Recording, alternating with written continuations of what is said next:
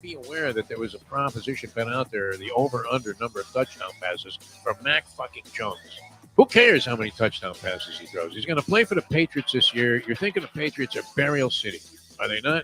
Maybe Belichick finally calls it quits. He snaps during the course of the season. He realizes, what am I doing? I got Matt Patricia calling plays? Hey, Matt, throw the ball. Exactly. Logic, has no business in sport. That's why these businessmen all fail. We would be successful as sports team owners, but we don't have the money to own a team. Almost every fan could fall into the same category. The time. Wake up with Defo, joined by Lubie. Welcome to the Defo Show.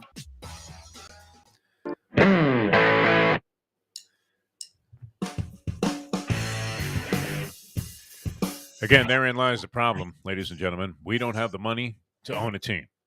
So we're here with you today, conducting the Hialeah Park Trivia Challenge right here on South Florida Live. Jeff DeForest and very festive Mike Lubie Lubitz. Enjoyable time last night with Lubie, spending far too much time with Lubie. And this was courtesy of what would turn out to be a Mensch-like move by one Mike Mayo, the gambling gourmet, who paid off on his debt. And it wasn't like, we had to hound him about it. He was always asking us if we wanted to go to this dinner that he owed us. Over the last, how long was it? Like several months. 3 months. I'm talking about the end of the hockey season, which ended for the Panthers, as it usually does, kind of early. Yeah, like April. April. No, was it May? Somewhere in there? May, June? Maybe May. Remember, they lost. Anyway, yeah.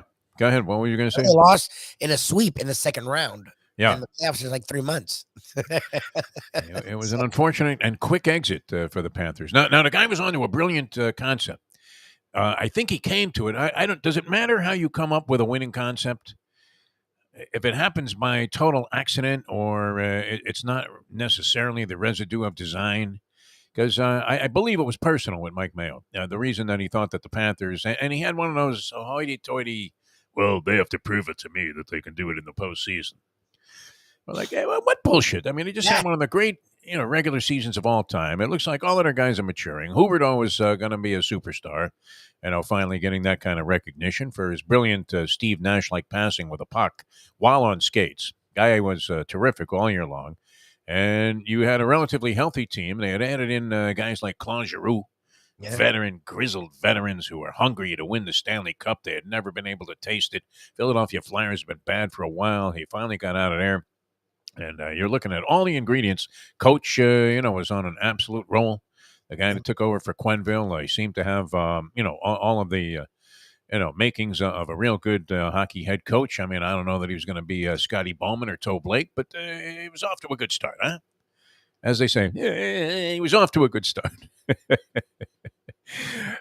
that was regular season. So Mayo uses the theory that, regular season means nothing. Let's see if they can do it in the postseason. Not an uncommon thread, in terms of thinking about teams that are upstarts that have been down for a long time and finally got it together. Let's see if they can really do it, right? They said that about Barry Bonds. Let's see if he can do it in the postseason. Yes. And for a couple of postseasons with limited statistics to go by, he looked awful, and everybody said he was, one of these guys that just couldn't do it when the big lights came up. And then he had, a couple of monstrous postseasons, and you thought, my God, this guy's the second coming of the Bambino. Yep. They can't even pitch to him. They throw a ball 10 feet out of the strike zone. He hits it for a home run anyway. Takes the bat right over his head, the old tomahawk shot. Hits it for a home run. So you can't always go by that. But it may have been flawed thinking, and I think it was fueled by his own personal distaste for this guy, Doug Sifu, who essentially is the man and the voice of the executive that's running the team. Vinny Viola, I mean, he's out there. He's buying horses. He's got billions of dollars. He doesn't seem to have as imposing of a presence on the team as some owners might. And he's kind of capitulated there and handed off the authority to Sifu, who had a beef with Mike Mayo over something that he wrote in the Sun Sentinel. And so Mayo despises the Panthers organization, even though he pretends to be rooting for the local teams. Look, he's a Rangers fan. He doesn't care. All right, so he comes up with the theory that they're going to get taken out in the first round by the Washington Capitals, a team that staggered its way into the postseason. Yep. First seed versus an 8 seed. But it didn't really work out like that. I think somehow the Panthers ended up getting a tougher draw. The Caps we're certainly, not impossible to see winning the series, but it seemed unlikely by the just nature of the play. The Panthers were 10 games better than the Capitals during the regular season. So with what seemed to be flawed thinking, he came so close to being right. Panthers were within an inch of being down 3-1 in the series and unlikely to recover because they weren't playing particularly well. And so he ended up losing that bet, which we were very fortunate to win, Lubie. Yes. And the payoff came last night. Yeah, I mean, and I congratulated Mayo on having the guts to make that wager because it took some balls. I mean, plus he was going to pay for 2 dinners, and he ended up paying for 3. While we were only going to have to cover between the 2 of us, which probably would have been me, 1 guy. Yeah. You were in on a freebie no matter what. You had a free ride, man. You were in the old I wanted Red to Barber. split it, but even then, if we split it, it's us splitting it versus him paying for 2. That was a possibility. And at the worst, it was going to cost me like 1 entree at Tropical Acres, $35 for the Twin Lobster Special, which we had last night. That was great, by the way. Jack Studiali, exuding class, the owner of this establishment that's been around since 1949, 73 years. And people, have various opinions about it, but I thought it was a great experience. No? Well, Lubie, did you have a good time last night? Jim Sarney also joined us, the great Jim Sarney. And we had a lot of fun. I left there just feeling great and came home. I watched, a couple hours of sports on TV, and next thing you know, here we are, up doing a show. But thank you, Mike Mayo. Very nice job by you. And it was a fun time. Tropical Acres delivered once again. And the Twin Lobster Special, $35. You really can't beat it, can you? I mean, there's not too many ways to fuck up a lobster anyway, but no, really. I mean, what do? You throw it in a pot, you hear it squeak for a second, and then can you ruin a lobster? But they were perfect. Yeah, both of them. I didn't even eat the second one. I still have it. I know. How long does that keep? I mean, I didn't even. I didn't take the meat out or anything. What do you think? Do I need to get to that today? I don't even know how you reheat it, but I would do it today. Yeah, I wouldn't reheat it. No, I need it cold. Yeah, that's the way you do it. Yeah, you're not going to reheat it. What are you going to throw it back in a pot of boiling water, kill it again? Kind of nut job are you? Talk about animal cruelty. I killed it twice.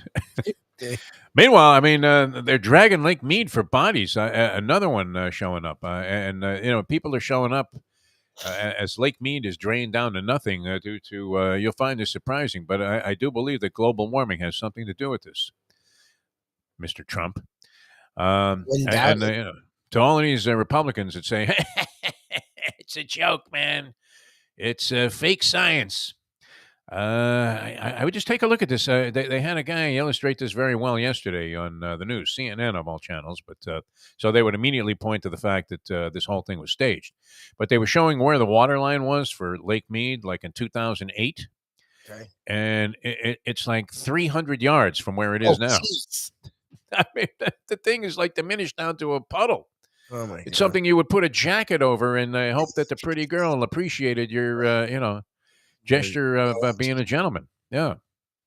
Unbelievable. But bodies are turning up, man. They're dragging the bottom of the lake there for bodies. And it's funny, too, because Lenn Robbins is going to join us later. And he was asking me if I knew somebody that worked out in Las Vegas.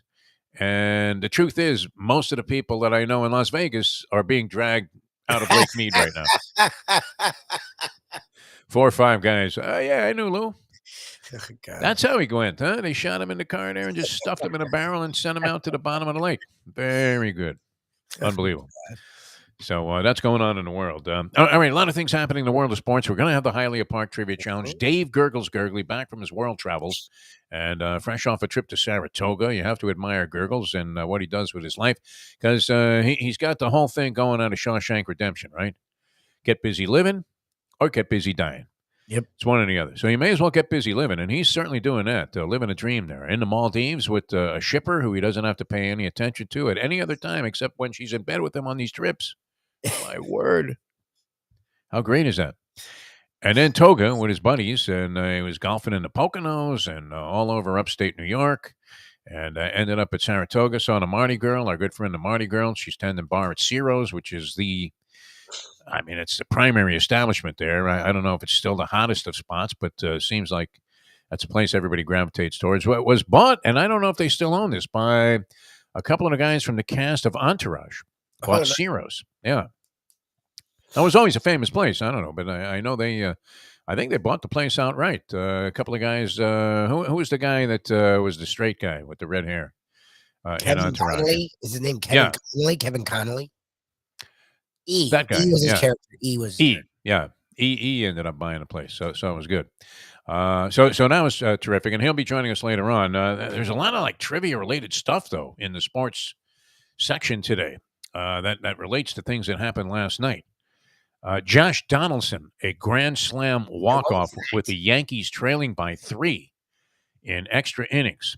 They brought in Aroldis Chapman. He gave up 3 runs. I don't know, it was the top of the 10th or 11th extra inning game. The Yankees last night. Yankees have been floundering, Lubie.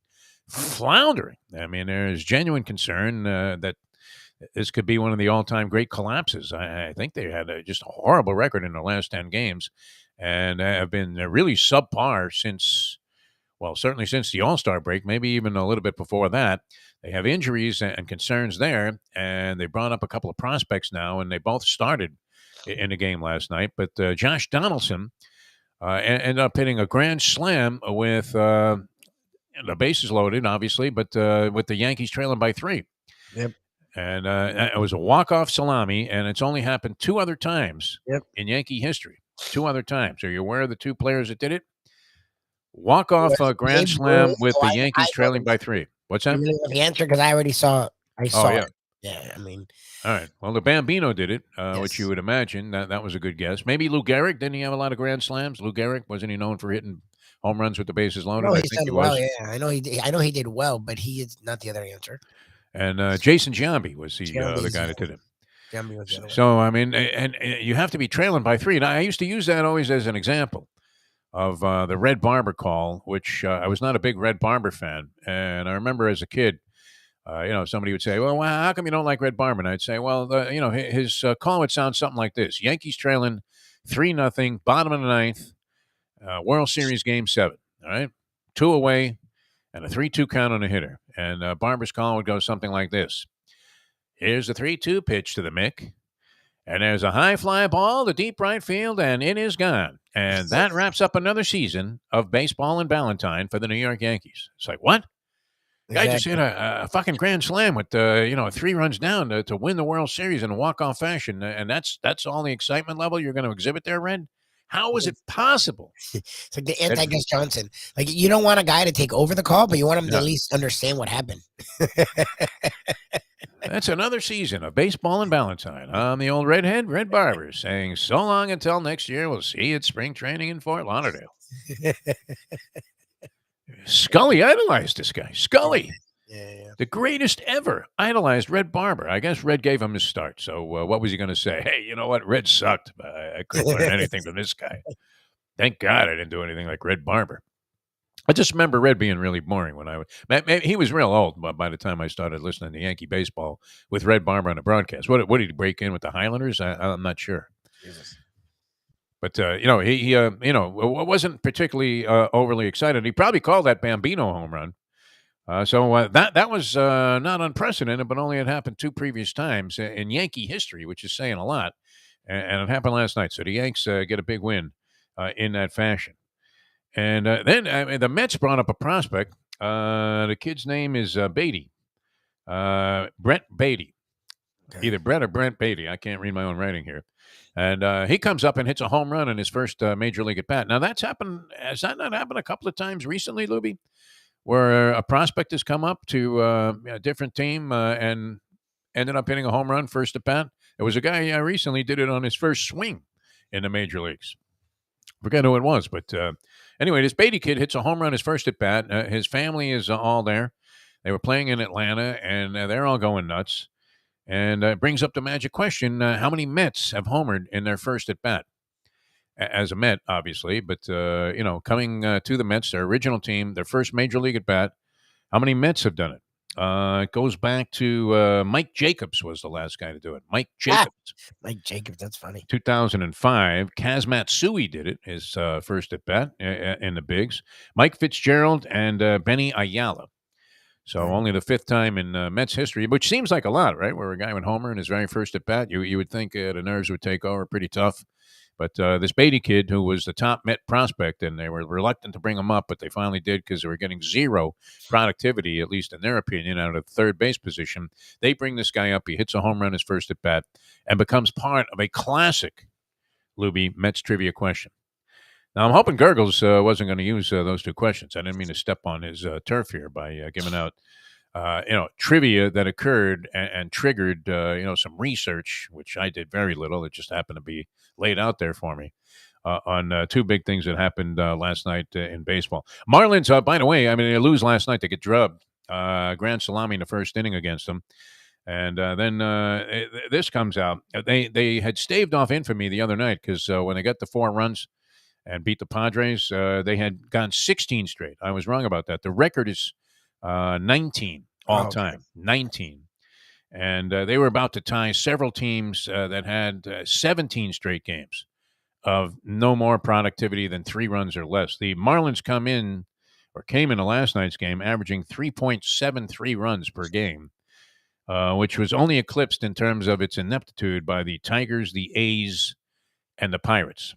There you go. So they were the 4th worst scoring team in Major League Baseball, average runs per ball game. And, wow, I mean, you can attribute a lot of this to the people that they brought in during the offseason. This Kim Ng. I look good.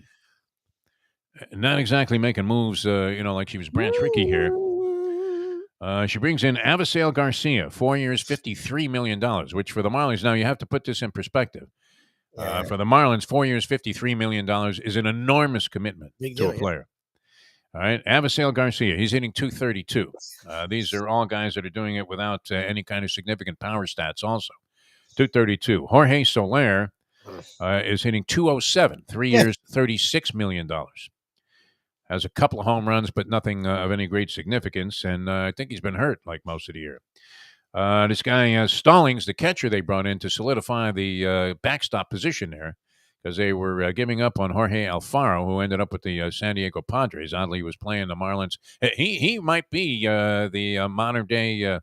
Who was the guy with the? Was it Sanchez? Gary Sanchez? Yeah. With the Yankees that they absolutely hated. The Yeah, guy that last was year. Yeah. What do you mean? They hit him up until last year. They finally got rid of him. Yeah. King of the pass ball, man, and Jorge Alfaro. He doesn't stop much. Oh, he's a horrible catcher. He tries to catch the ball like with his chest protector. I don't think that works. Try getting your hands on the ball there, Jorge. But and he ruined the Marlins earlier in the year with like a 3-run homer that came late in the ball game. But they bring in Stallings to try and solidify the position. Now, of late, he's had a rise from the grave. He was well below the Mendoza line most of the year. He's now hitting .221. They gave up 3 prospects to get this guy, though. So you have 2 guys that the highest average was .232 that they gave a ton of money to by Marlin standards, and then the guy they traded 3 prospects for hits .221 for him with like 3 home runs on the season. Yep. And then Joey Wendell was the other acquisition that was big during the offseason, supposed to solidify the team. .259, and they gave up no power, and they gave up a top 10 prospect. So Kim Ng, you would have to say... Disaster. Yeah, it's been a disaster. 0 for 4, man, with these pickups during the offseason. Now, if you're in that category, okay, like we said, 4 years, $53 million is not going to buy you Soto as a free agent, or any of the, Freddie Freeman is not signing for 4 years, $53 million. So do we take a little bit of the steam off the criticism because they're not really in the game of being able to get guys that you would think would have a big, huge impact on the team? I mean, these were modest acquisitions. You have to be right about just about everything you do if you're in the sort of space where the Marlins are in terms of their ability to make maneuvers. But if you're wrong on everything that you do, it's a disaster. And that's the thing. I get they're not playing with the money they said they were going to be playing. They said by year 4 of the Jeter regime, they'd be going big game hunting, and they're not. They're the Marlins still, but they opened up the penny strings a little bit, and they went and spent. And you can't look. It's like those trades they made. You're not going to hit on all 4 trades, but you can't hit on none of them. Like you got to have the trade. At least you got 2 trades and 2 free agent signings. That's what we're talking about. I'm talking about, like, when they got rid of Yelich and Stanton. Oh yeah, and Realmuto. Like, if you're going to get rid of 4 all-stars, at least 2 of the moves have to work. They got 1. Right. Alcantara for Ozuna was a good move, but every other move was a massive failure. Like, You can't sign 2 guys, make 2 trades, and have none of them work. Like, you just can't. What's weird too is it's not even like they got like a sort of semi-solid pro career out of some of these prospects. They've all disappeared. The guys that they were talking about, that they were touting, with the exception of Jazz Chisholm, He's the only one. they pretty much all disappeared. Like you hear nothing about these guys, right? I can't even remember who they were that they were talking about. Wow, this guy's going to really be something. Who was the guy with the chains? That was Monte Harrison and yeah. Louis Brinson were the 2 that were supposed to be Louis Brinson, man. Looked like a cinch, didn't he? Automatics. What a great-looking athlete this kid was. And you were rooting for him because he was a local guy. It would have been nice to see this happen, right? That may be one way for them. I don't know that it works, but one way for them to actually capture the imagination of the local public is to have a bunch of local guys that are on a team that at least could draw some support, and then they would be very easy to root for. They're already sort of integrated into the community. That would help the team out a lot. But you're not going to get anywhere with 3.73 runs per game. That's pretty much it. And only eclipsing, as I said, 3 other teams in Major League Baseball on the offensive ineptitude route. So that was it last night. Very early in the ball game, they were finished. They had beaten the Padres 2 times in a row. There is really no rise for hope, is there, with this team? Oh. We're at August 18th, and it's already beyond dead in the water. Looks like Lake Mead. They're finding body parts, washed that's up what there. the Marlins feel like. It feels like they're a body of water where dead people are rising from. Like, decomposing bodies, yeah. People are talking about, like, is anyone in a worse spot than them? Like, at least when you had those Stanton and Yelich and Ozuna and you couldn't pitch, at least you had 4 guys that were like monsters. All 4 were really good players and all 4 were wanted. What do they have now? Like, your young arms that were supposed to be the thing. Lopez is getting lit up. Elias Hernandez is not the dude. Trevor Rogers is Sixto. No one even know. You need literally a search warrant. Yeah. Cabrera, who was supposed to be, some people thought was better. I haven't heard his name. Like, nope. Ayer came up, looked horrible, and then needed Tommy John. Like, there's literally nothing. They have nothing. Nothing. You have Alcantara, who should win a Cy Young. Gonsolin's making a nice run here, but Alcantara should win a Cy Young, and that's it.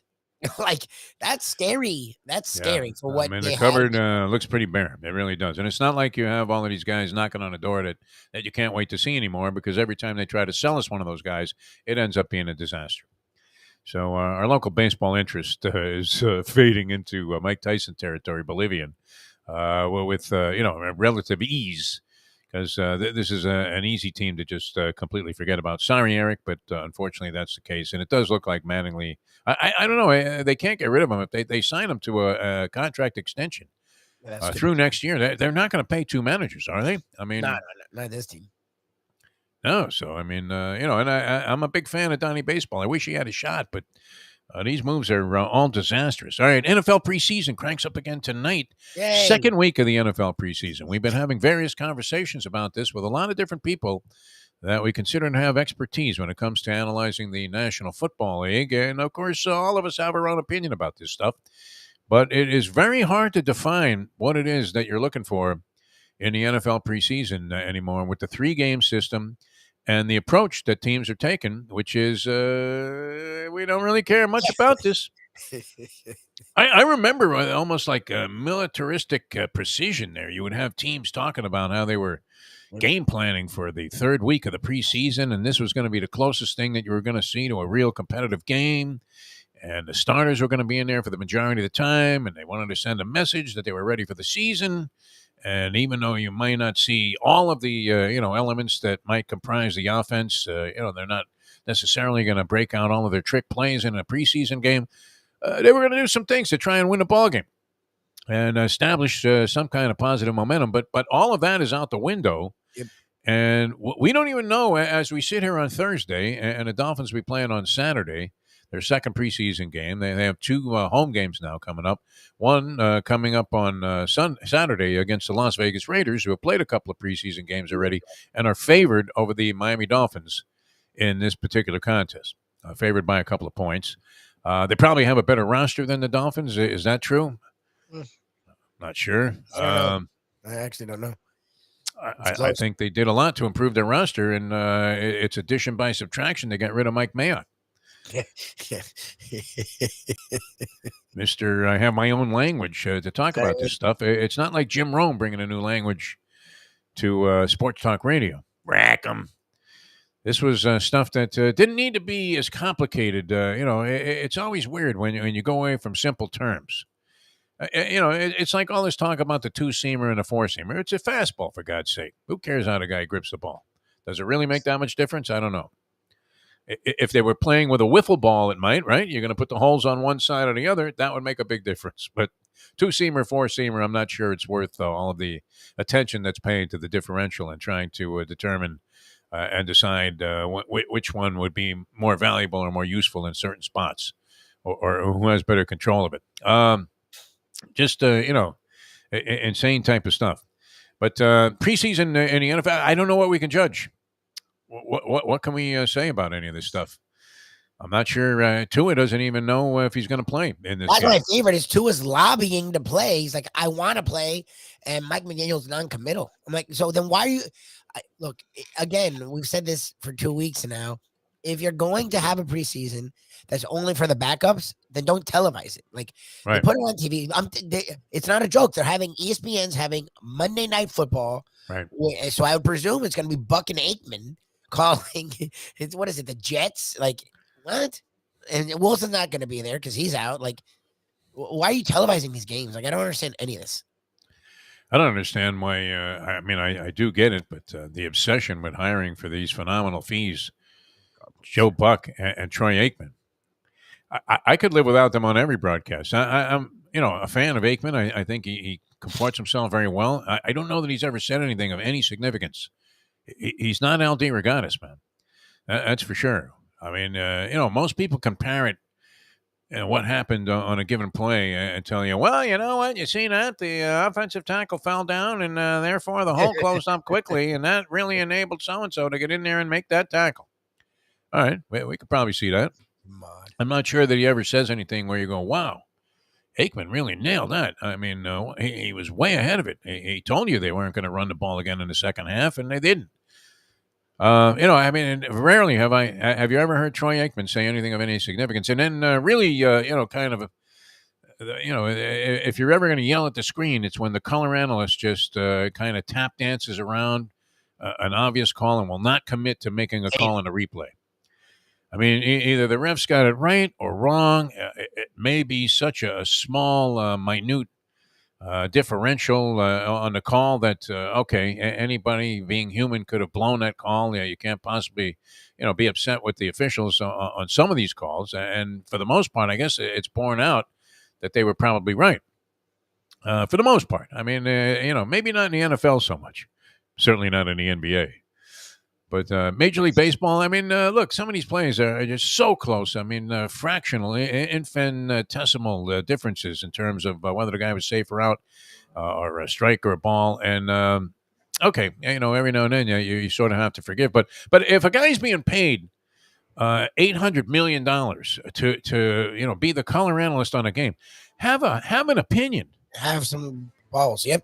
Aikman, that's the thing, and I know Vince Romano loves Aikman. I'm sure he's a nice guy. He seems like a great guy. Yeah. Worst with that, he will dance. Him and Collinsworth are like, I mean, you never know. It's like could go either way. Ball out. They picked it up and he ran with it. I don't care what the stupid ref said. Like, it's clear that it was a fumble, recovery, touchdown. It's okay to say it. Like, I don't know what Fox at the time is telling you, but I don't give a damn. How could you pay a guy to sit there and just go Muhammad? I hate when and the guy that's calling the game should have every reason to just turn to Aikman and say, "What's the call going to be, Troy? What should it be?" And he goes, "Well, I don't know. He dropped the ball, but then again, he picked it up. I'm not sure. Did it? He touch him with the hand on the helmet there?" I hate It's like we're watching this. We can see it, okay? And you can't make a call. I'm already screaming at the TV set. Hey, it's a fumble. It's a fumble. I sound like Keith Jackson. I know.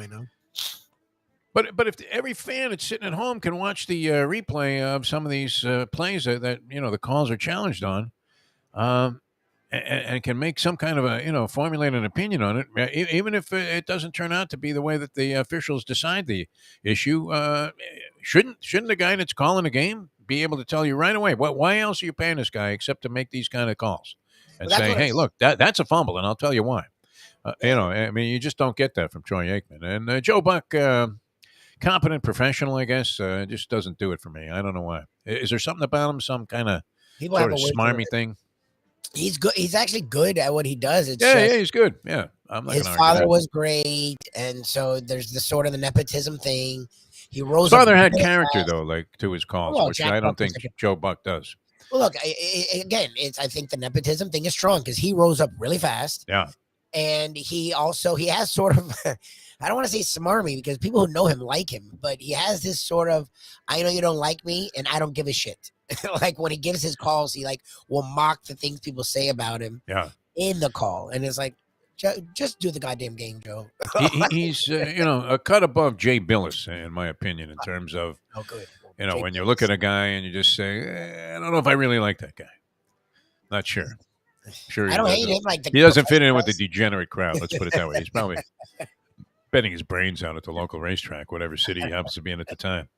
That's what we respected about Kenny Mayne. Remember that? I mean, Kenny Mayne, who has a legitimate sense of humor, dry as it may be, but big time sense of humor and a lot of talent, and nothing but mad, man crush respect for the fact that while we were at Lone Star Park during that visit to the Super Bowl in Dallas. The only other member of the media who was out there was Kenny Mayne. He's already see Joe Buck out there, right? Did not see Joe Buck. No, you're not seeing Buck. Not seeing Aikman. You had to be a sick degenerate to venture out there that day anyway. It was snowing, and they didn't know how to handle the snow. No snow tires, man. You're all over the track. There were 6 people there. We were 2 of them. And Kenny Mayne, who'd been there for like an hour. We left and he was there. We saw him the next day. I'm like, how long were you there? He's like, all day. Like, Jesus. Well, his bankroll lasted longer than ours, and it was probably substantially larger than ours. Kenny Mayne, he was making, about $700,000 a year over at ESPN. Not bad. I mean, I could be a pretty good bettor if you added on $500,000 or so in salary. Then that'd be absolutely fantastic. All right, Dave Gurggles Gergely is ready for us. We have there he is. There he is. Mr. Poconos. Yeah, the Pocono kid. What's happening, David? How are you? Doing terrific. Great to be back. Got back about 10 o'clock last night, and from a whirlwind last trip. night? Wow. Yeah, he goes away for like weeks. Yeah. Gergs. Unbelievable. Yeah. Where else did you go after Togo? You get out of town, you might as well get out of town. I have a great degenerate love story for you. Oh, great. If we have time. You and the Mardi Girl got married? No, I sent pictures of Mardi Girl to you. From Ciro's. She's still working. She's thin and same as always. All the best. But anyway, flew up to Allentown last Wednesday, going to check into my hotel. I got in at 12 noon. The guy goes, you can't check in till 2:30 or it's an extra $50. So I'm kind of like you, $50. I could do a lot more with that. Yeah. So I took an Uber just 3 miles up the road to the Mohican Sun OTB called the Downs of Lehigh Valley. What other sick degenerates were there? I mean, what the crowd look like? About six other guys. I had the most teeth. I had the most teeth of any of them. I love those places, man. Anyway, I'm betting Saratoga, Delaware, and Colonial Downs. Delaware's off the turf. Saratoga, they take me down on Castellano on a 9-1 shot to complete a pick 3. So I'm a little upset. I said, I'm going to go back to the hotel, check in. So I play Colonial Downs, and I have this way of playing horses first and third with everything in the middle and tries. I like that. So I play Reyes, the train, Lionel Reyes, who come up from Gulfstream to ride in this race, and a horse, and this guy, this new jockey, keep your eye on him, Cheminade, a French guy, pretty good on the turf. I played him first and third. Reyes is 9-2. This guy's 6-5. Then I see Marco Meneses is up at Colonial Downs too. He's 11, so I bet him in exactas with these horses and 2 across on him. He goes off 70-1. Woo! So Reyes is on the 8. He wins. All right. 70-1. Meneses runs second. Now I need Chaminade on the 2, on the 6 to run third at 6-5. He gets beat for third by the 2 horse. But the dollar exacta is going to be over $300. Beautiful. But all of a sudden, they put the inquiry sign up on Meneses on the 11. So if they take him out, follow me this way, I lose 370 on the exacta, but they're going to move the 6 up to third, and the trial be maybe $70. Okay. So they're blinking the 11, the 11, the 11. So it comes 8, 11, 2, 6. They keep blinking. Don't take the 11 down. I don't care about the try.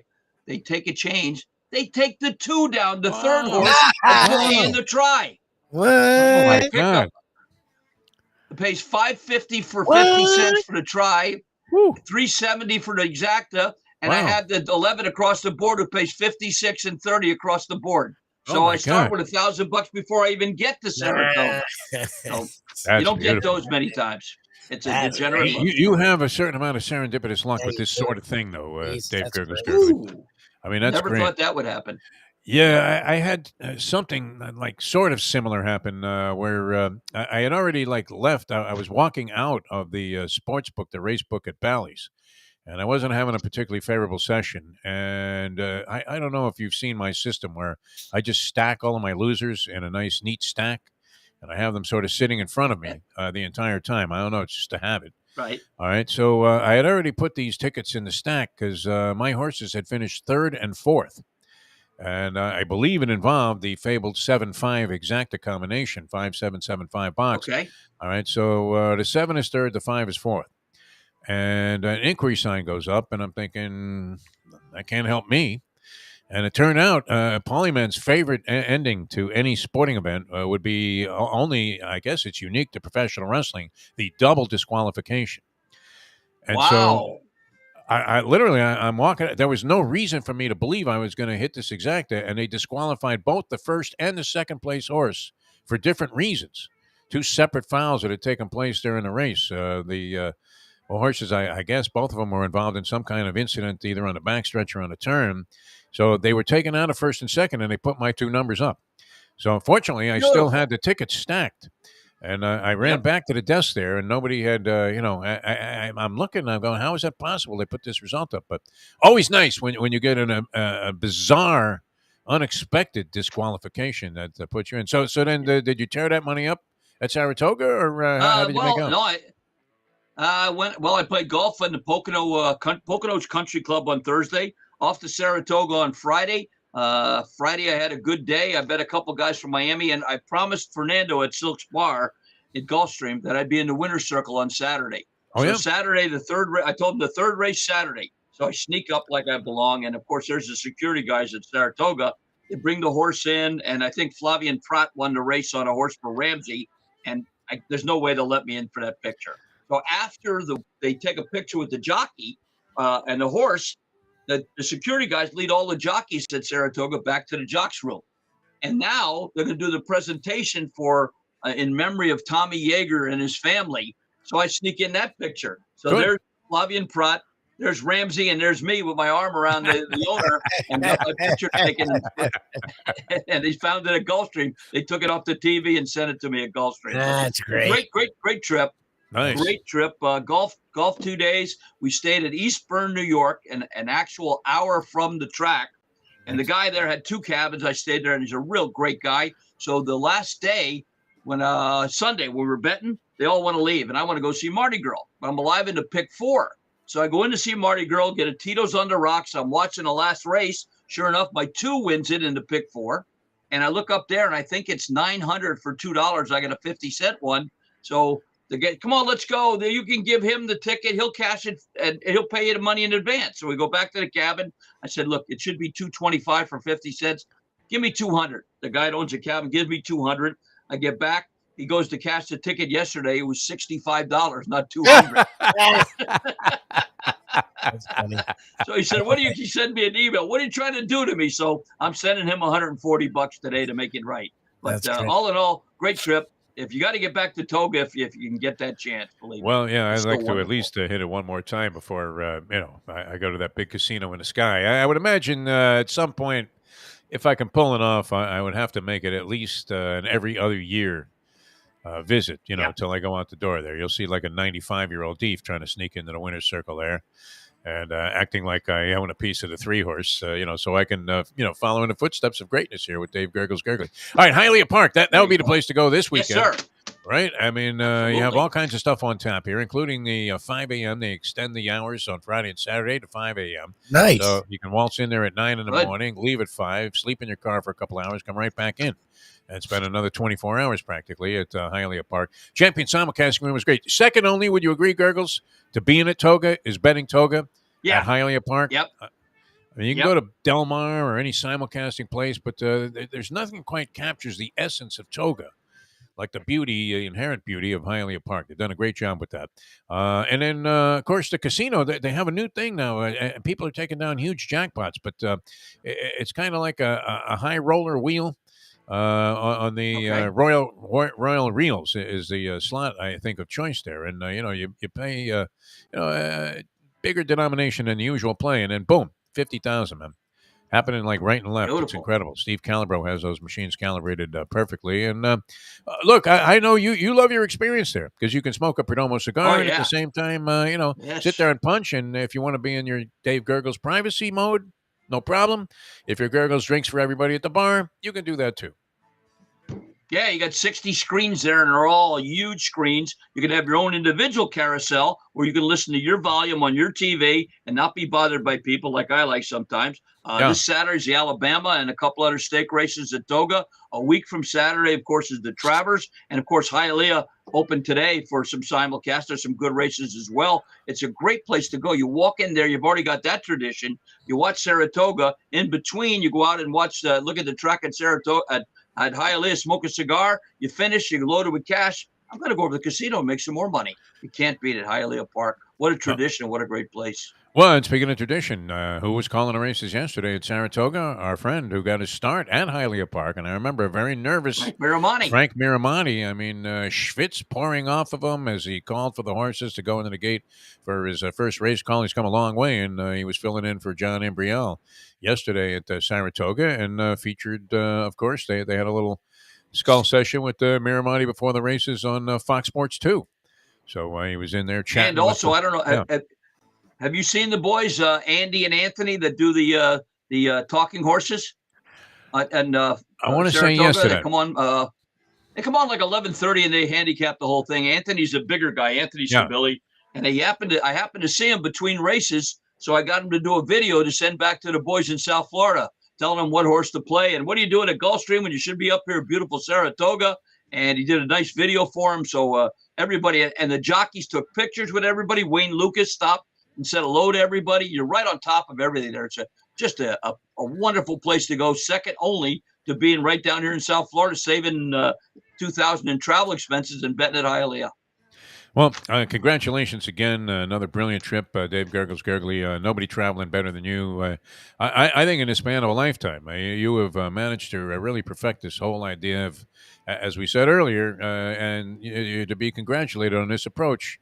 Get busy living or get busy dying. And you're certainly getting busy living. So how was the golf, by the way, in the Adirondacks or wherever you were? Beautiful. Poconos. The good news is the gentleman I played with, these are three guys I've known for 55 years now. Wow. And one of them played on the professional tour. So when I go up there, he picks the courses, and we played Jack Frost up in the Poconos yesterday for free. Thursday I got in a game with the guys. I think it cost me $40 or something to play. So it was beautiful golf courses, and the temperature 66 degrees when we got there, and when we played 74 was the highest I think it got. It was unbelievable. What a treat. Yeah. Oh, Kevin, yeah. It sounds like you might have had more fun on this trip than you did in the Maldives, which is pretty amazing. Well, a different kind of fun. Yeah. A different kind of fun. The Maldives, I got closer to a hole-in-one than I did here. Yes. All right, good. That makes But that's some another sense. matter. Okay. How about Lubie just did the Mardi Gras Sounded laugh? like the Mardi Girl. Yeah, Yeah, sounded like the Mardi Girl, but deeper. Everybody remembers that laugh from, the fourth floor there at Calder. All right, we're coming back with the Hialeah Park Trivia Challenge. You can dial us up, 954-471-0070. 954-471-0070. 417. Okay. I always get that juxtaposed. On the screen. Be good if I gave out the right number there. Is it on the crawl, Lubie? Because that'll help a lot. Yes, 417-0070. I was just thinking as I spewed out the number, hey, that's pretty good, Dave. You remembered the phone number. Well, you Which had you- them the last few weeks, and today you reverted. Yeah, 417. That's right there. We have a lot of people in line to play. So whenever Okay, you all guys right. are ready, we're ready to go. All right, very good. All right, we'll come back and start the Hialeah Park Trivia Challenge in just a moment. Visit Hialeah Park. It's great. HialeahPark.com on the website gives you more details about what's happening specifically. And, of course, get a player's card when you walk in there. Just an absolutely rich rewards program, and you don't have to be rich to take advantage of it. Walk in, even as a first-time starter, you're raking your maiden there with a player's card. You're going to be entitled to a lot of free play and a lot of other things, courtesy of Hialeah Park and their rewards program on the player's card. All right, back with more in a moment. Dave Gurggles Gergely, the Hialeah Park Trivia Challenge on his fine Thursday. Later on, our good friend Lenn Robbins, a Degenerate's Degenerate, is going to join us here, a little prelude to Degenerate Friday, and we'll be back with more in a moment. Now that. It's 7:45. Ponies in Style at Champions, the outstanding simulcasting room at beautiful Hialeah Park. Yes, the grand old lady of thoroughbred racing has never been more vibrant, and you can wager on the races from the top tracks around the country while enjoying a cocktail at the Brass Rail Bar or any of the fine food served throughout the facility. If poker is your game, you're covered in style, and you can play all your favorite Vegas-style games, including blackjack, craps, and roulette, in Hialeah Park's sizzling hot casino. Get a player's card when you walk through the door for all kinds of generous amenities, including our favorite, free play, when you come out to the ultimate casino and entertainment destination, Hialeah Park. Hey folks, Tony Segreto here. You know, since day one, Catholic Health Services has been part of Old School. And since we've started letting people know about them, it's changed their lives. You see, Catholic Health Services, while being recognized as one of the top places for stroke rehab in the country, it's also about a group of people who not just excel in what they do, from the doctors to the nurses to the therapist, on and on and on. It's how they do what they do every single day that separates them from the pack. They do it with a passion, unmatched, and the inclusion of family in every step of the process.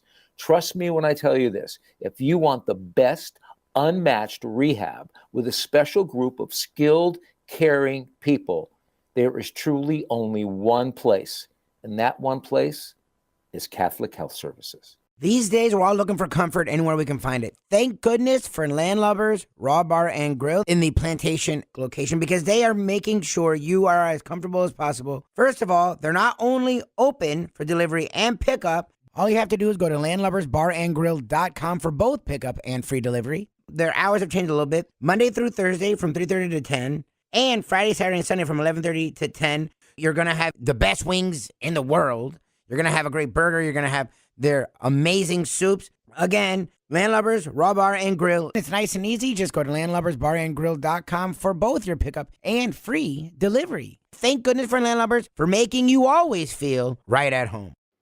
Oh, Solo Volante will be coming late. Oh, Solo Volante. The Belmont's now 1 mile and an 8. The finish line is coming up quick. Luca Panici just switched the stick. The only way to get your morning started is with Defo, joined by Lubie, right here on The Defo Show. Well, tribute to the Polyman who vows to return to the program sometime in the near future and seems to be doing all right. And it's good to have Dave Gurggles Gergely back because you guys don't have to be subjected to multiple Vito Antifermo questions. We played 2 people, Gergs. Yeah. And in only playing 2 people, he made sure to ask 2 different Vito Antifermo questions. Yeah. We had Well, one. Do you know what product it was that Vito Antifermo endorsed in his lone commercial effort on TV? And the choices were High Karate, Old Spice, Fabergé, and one other.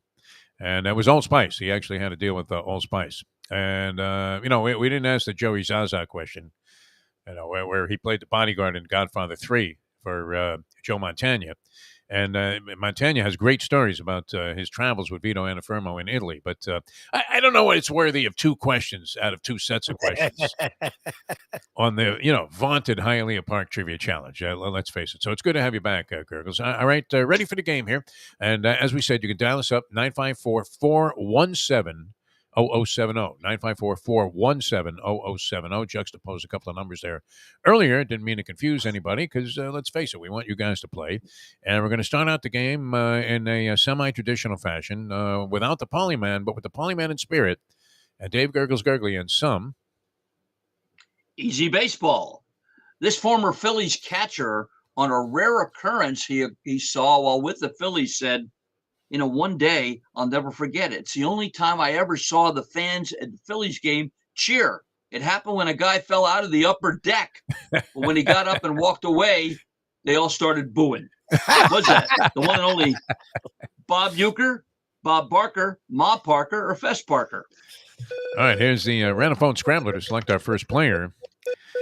And our good friend Ron is ready to go here. Ron, you're on the Hialeah Park Trivia Challenge. Good morning, sir. How are you? Morning, guys. Let's go with A.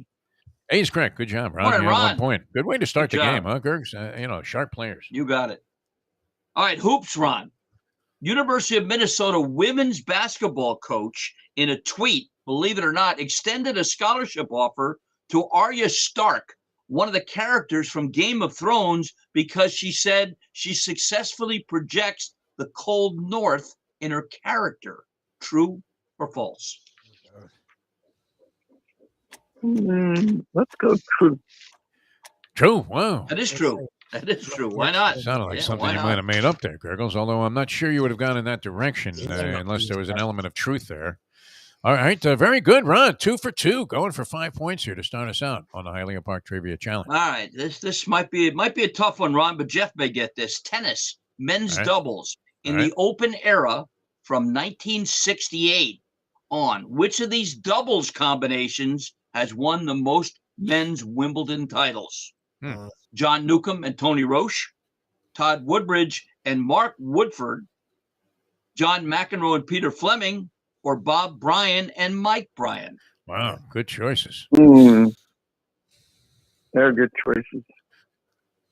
Let's go. Oh boy. Let's go Woodbridge and Woodford. I'm going to go to Woody's. Yes. Oh, nice. That's it. Very 6 good. times Australian. They were Australian guys. They did it 6 times. Well done. Yeah, Wow. the Bryans, Way I to go. guess, could have been under consideration there. But, yeah, I do remember the Woodies having a tremendous run because I think it was Woodford. Was he the redheaded guy? And he was somewhat prominent in singles, but, man, dynamite in doubles.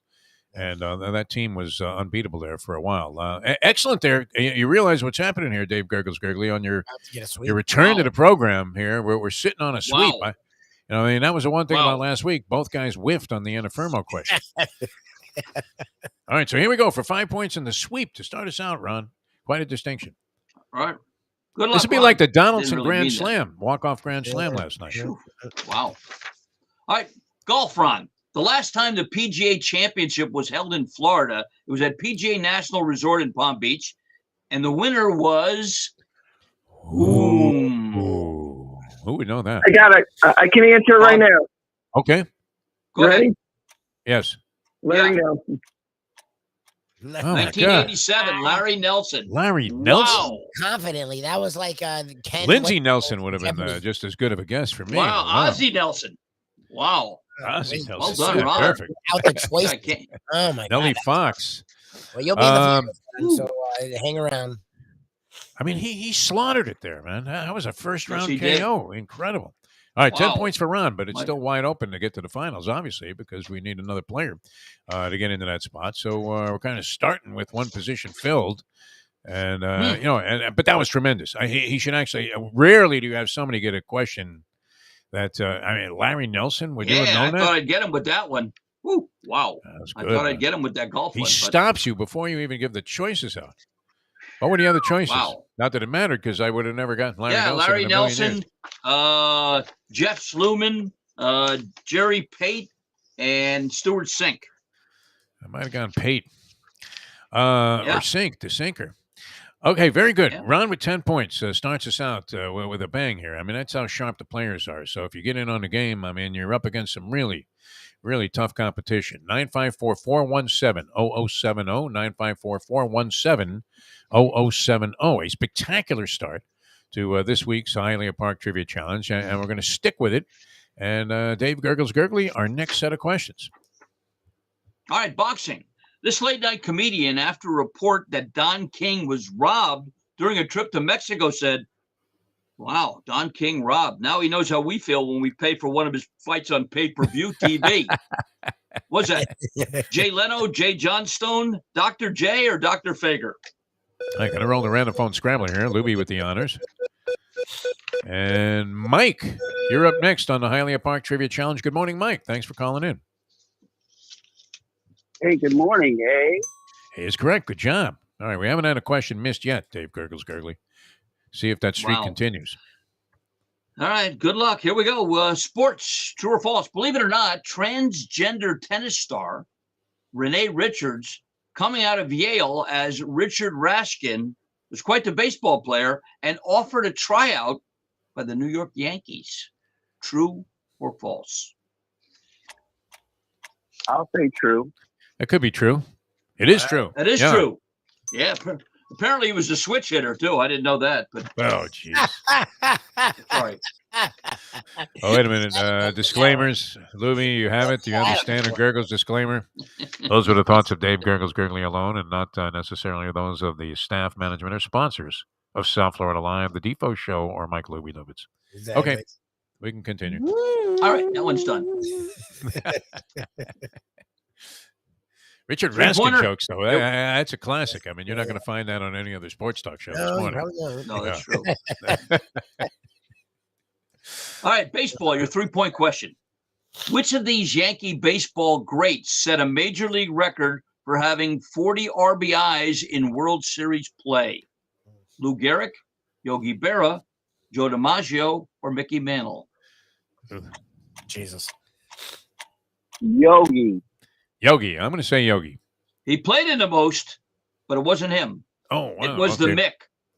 12 World Series, 18 RBI, 18 homers, and 40 RBIs. Jesus. Not bad for the postseason. Very disappointed to Mick that his lifetime average slipped below 300 because he hung around a couple of years too long. Unbelievable. That was one of his big regrets. All right, first missed question, but still putting you very much in contention if you get this one right. Your 5-point question coming up here, Mike. All right, football. Who was the first player to be elected to the Pro Football Hall of Fame who began his career in the AFL? Was that Wow. Joe Namath, Lance Allworth, Bobby Bell, or Curly Culp? Bell. That's what I would have said. Bell. Let's say Allworth. No, it was Lance Allworth, as a matter of fact. Lance Allworth, first one. Yep. All right, Mike, not necessarily eliminating you from the competition here. It depends how the rest of it goes. But so far, we do have Ron with a gigantic sweep plus here on the Hialeah Park Trivia Challenge. We'll play a few more players before we get to the championship round, so you have ample opportunity to get in on the game and challenge Ron for his supremacy so far this week. That would be 954-417-0070, 954-417-0070. What do I win? You're going to win the Landlubbers gift certificate, which is something that Lubie has come up with. And Lubie, you will be there again tonight, correct? Yes, sir. There, the professor in tow. 6:30 we start our trivia. Go until about 8 o'clock. It's been very packed, very competitive. People take our trivia very seriously. Yes. We don't, but they do. Really So good. check it out. We have a good time. Really good. The only thing Landlubbers has got great food, great service. They put on a great show. The only thing you can't do inside, but you can do right outside the door, like I did at Saratoga, is smoke a great Perdomo cigar. Yeah, That's no, right. how many did you bring with me? Yeah.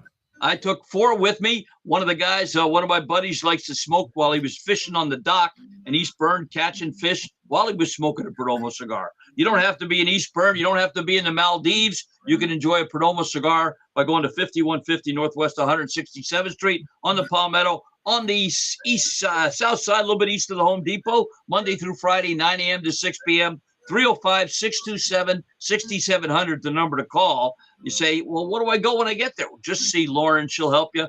Nick will be there. They'll direct you to the humidor, whether it's a Maduro, whether it's a Connecticut wrapper, whether it's a Robusto or a Churchill. They can make them all perfect one at a time.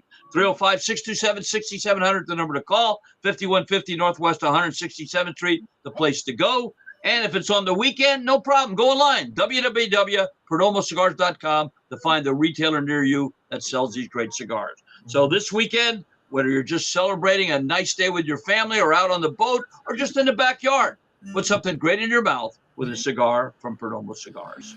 Love that picture of Gurggles smoking and puffing on a Perdomo cigar there in the Maldives with a nice brew. Beautiful. Sitting in front of him. By the way, that play that you like, it was known in the vernacular of my circle of friends as the garbage sandwich, okay? Where you take two horses that figure and put it all in the middle. First And and that third. would be the bread, the two favorites, let's say, and then the meat. Is the garbage that's in the middle, and that was nice. I mean, to get DQ'd into a garbage sandwich. It is National Sandwich Month, though. I don't know if you've been following the All exploits of the Gambling Gourmet, Mike Mayo, not. but he's been downing several sandwiches every day during National Sandwich Month. He had like a giant sandwich for lunch yesterday, and then takes us out. He paid off the debt at Tropical Acres. You'll be happy to know. I mean, how often does that happen where a guy actually pays off a bet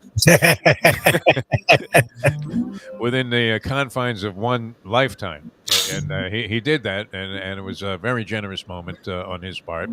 We had a fine time, but yeah, he's been eating all these sandwiches, and the garbage sandwich, one of my favorite plays, all in the middle, because that horse always comes in there. Would it be the fucker or the fucky? Well, I don't know. No, you would be the fucky. It would be the fucker. Those are the words of Jeff. Yeah, exactly. Jeff Morris with me as a nice Catholic boy, I would not be using that kind of language. All right. Go fuck yourself. All right. I try to get that website going, gofuckyourself.com, where the answer to everything, the final statement on any argument, whatever debate, was, you know what, go fuck yourself. And it was already taken. Go fuck yourself. It already existed. This is years ago, man. I think I would have made a fortune. I wouldn't have to be doing this every morning. It's unbelievable. All right, we're happy to be doing this, and we're hoping you call in. 954-417-0070. Dave Gurggles Gergely conducting this week's edition of the Hialeah Park Trivia Challenge. You would have to say, Lubie, it's not only more interesting, but it goes far more smoothly with Gurggles on the show. Oh, yeah. You're asking every question about Vito and Afirmo or like some sport made in Brooklyn in the 50s that no one played but you and Andy. Yeah, exactly. A's up refers to what? All right, we'll be back in a moment. Now that. It's 8:02. Folks, Tony Segreto here. Let me ask you a question. What do you look for when you go out to eat? Good food, obviously, friendly atmosphere, not too loud, but good energy, reasonable prices, and a place where you feel comfortable. All those ingredients, no pun meant there, are hard to find unless you're talking about the Texas Roadhouse. You see, they encompass all of those attributes. Really, really good food, amazing atmosphere, good for a family, good for a date, or just a night out for yourself, and prices that will make you extremely happy. Their ribs, unmatched. Steaks, hand-cut every day.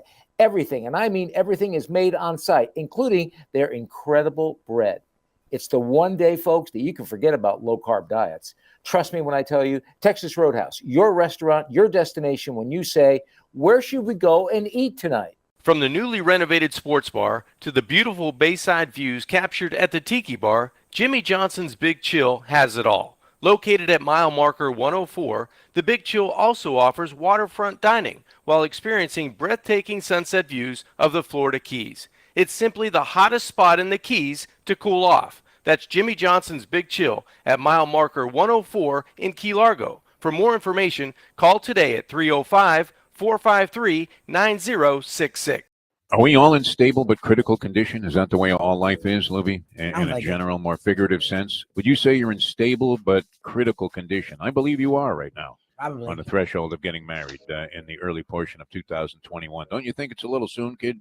You barely notice woman. What are you doing? We've been together 4 years. Well, I guess you know enough. How much longer do you want her to put up with me?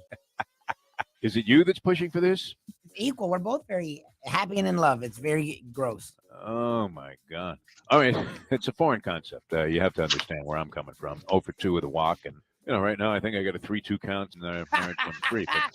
And only because of the benefit of a really poor call on a ball that was clearly right down the middle of the plate. One of those Angel Hernandez calls. Get out of here. Enjoy your trip to work with lots of laughs thanks to Defo and Lubie. Now on the Defo Show. Welcome back to the show. Having a good time with you on this Thursday. It's the Hialeah Park Trivia Challenge. We always love conducting that, and brilliantly orchestrated today by one Dave Gurggles Gergely, who you see at the bottom of the screen if you're following us on the video stream. Mike Lubitz is at the controls, and also, well, he owns the network, so I mean, yeah, we have to pay homage to Lubie. Later on today, he'll be chowing down on a sandwich, and that's at Broad Shoulders Sandwiches. Sandwiches, yeah. On Commercial Boulevard in Fort Mayo is Lauderdale. going to a freaking coma. The whole place is sandwiches, and the guy can't say no to a sandwich. So it's going to be. I'm sort of scared for this afternoon. Mayo has a little bit of Buster Douglas in him right now. Like after he beat Tyson and then went into like an eating binge. He went on an eating binge, put him in a diabetic coma at like 400 and change in terms of poundage. But he manages to do it. I don't know. That'll be interesting though, and a good little stop if you're in the neighborhood. Stop on by Nikki Mohan. Remember Nikki Mohan from Channel 10? Brilliant news person. Yes. Yeah.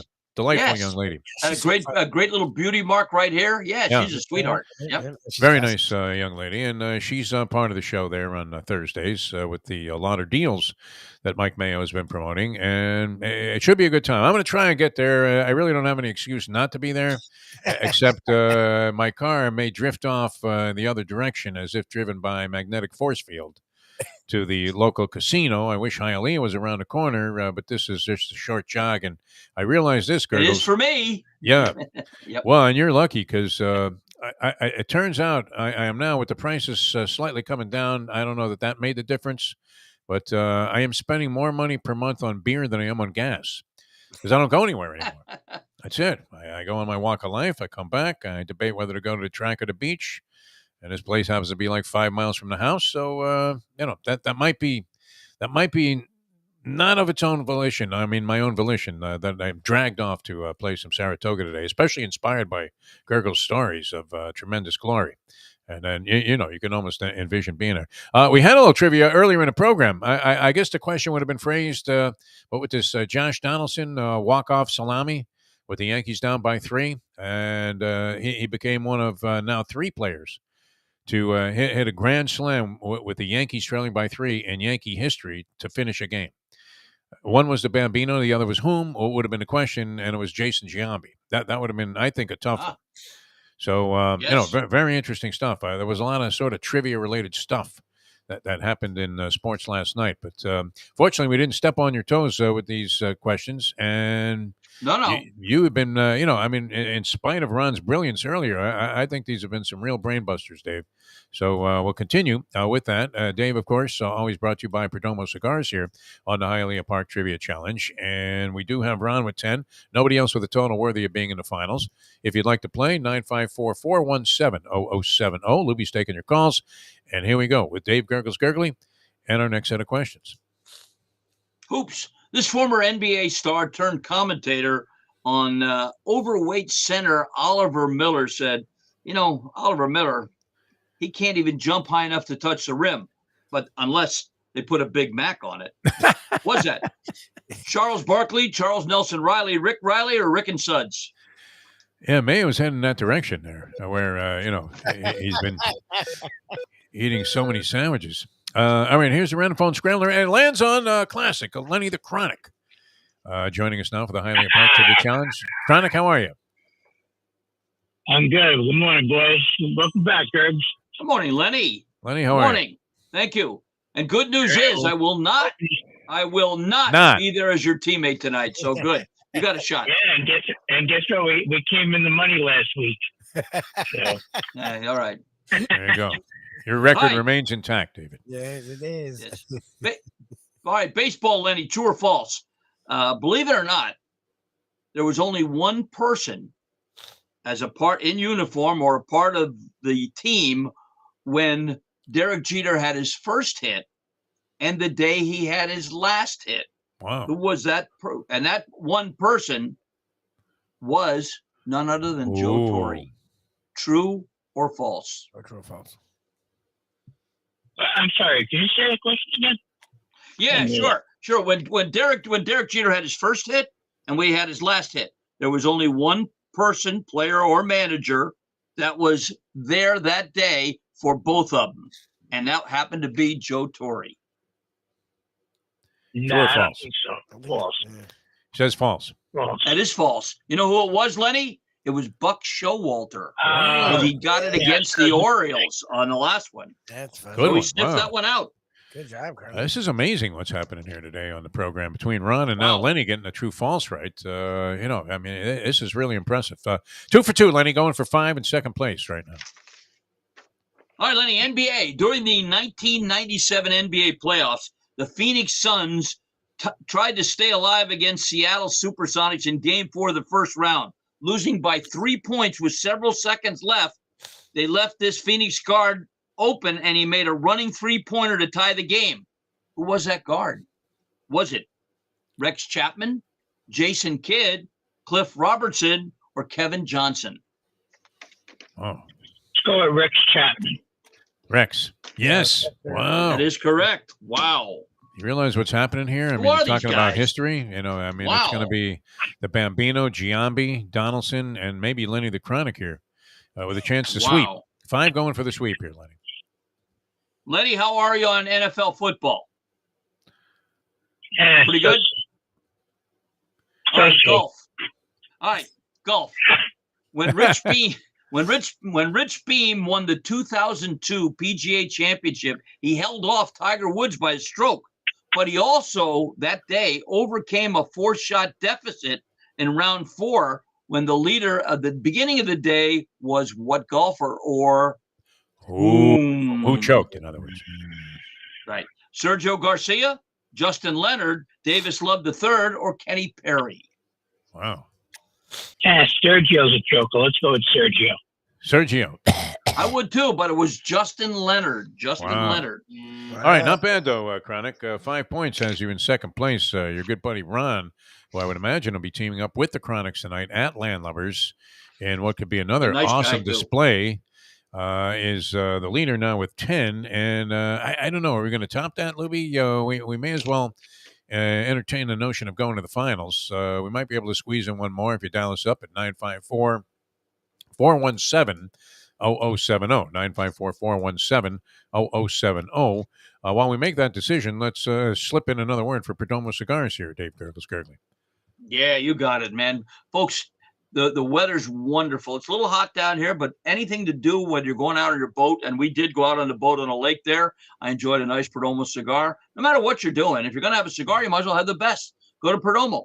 And right here in Miami, you can't beat it. 5150 Northwest 167th Street, between 57th and 47th Avenue, a little bit east of the Home Depot on the south side, Monday through Friday, 9 a.m. to 6 p.m. You walk in.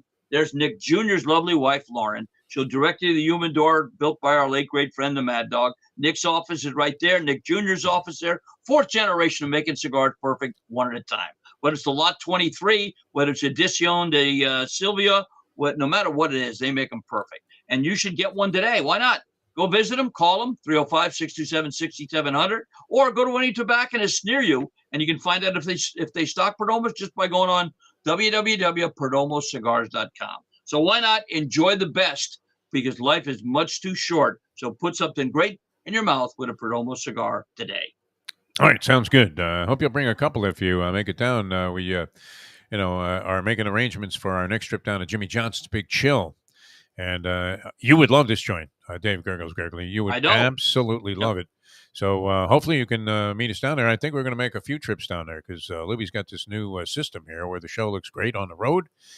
Discovered during Mike Mayo's Lunchbox. And Mayo's definitely coming down there because we now, since he honored the payoff on his bet, we owe him an Italian fisherman pizza from Jimmy Johnson's Big Chill, which is that sounds it's great. A spectacular. You know what, Dave? I can't even begin to describe how you have certain expectations. You're thinking this thing could be really good, and then it like blows you away, like overwhelmingly so, with like lobster on there and all kinds of stuff. It was just absolutely fantastic.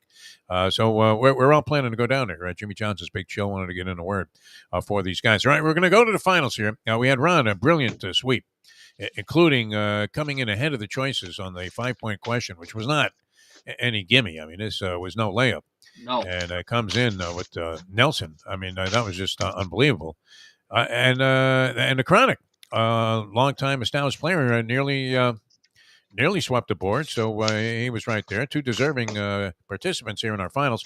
Guys, you both know the rules. Dave's going to fire off a question. Call out your name if you'd like to answer. Nobody answers right away. We offer multiple choice.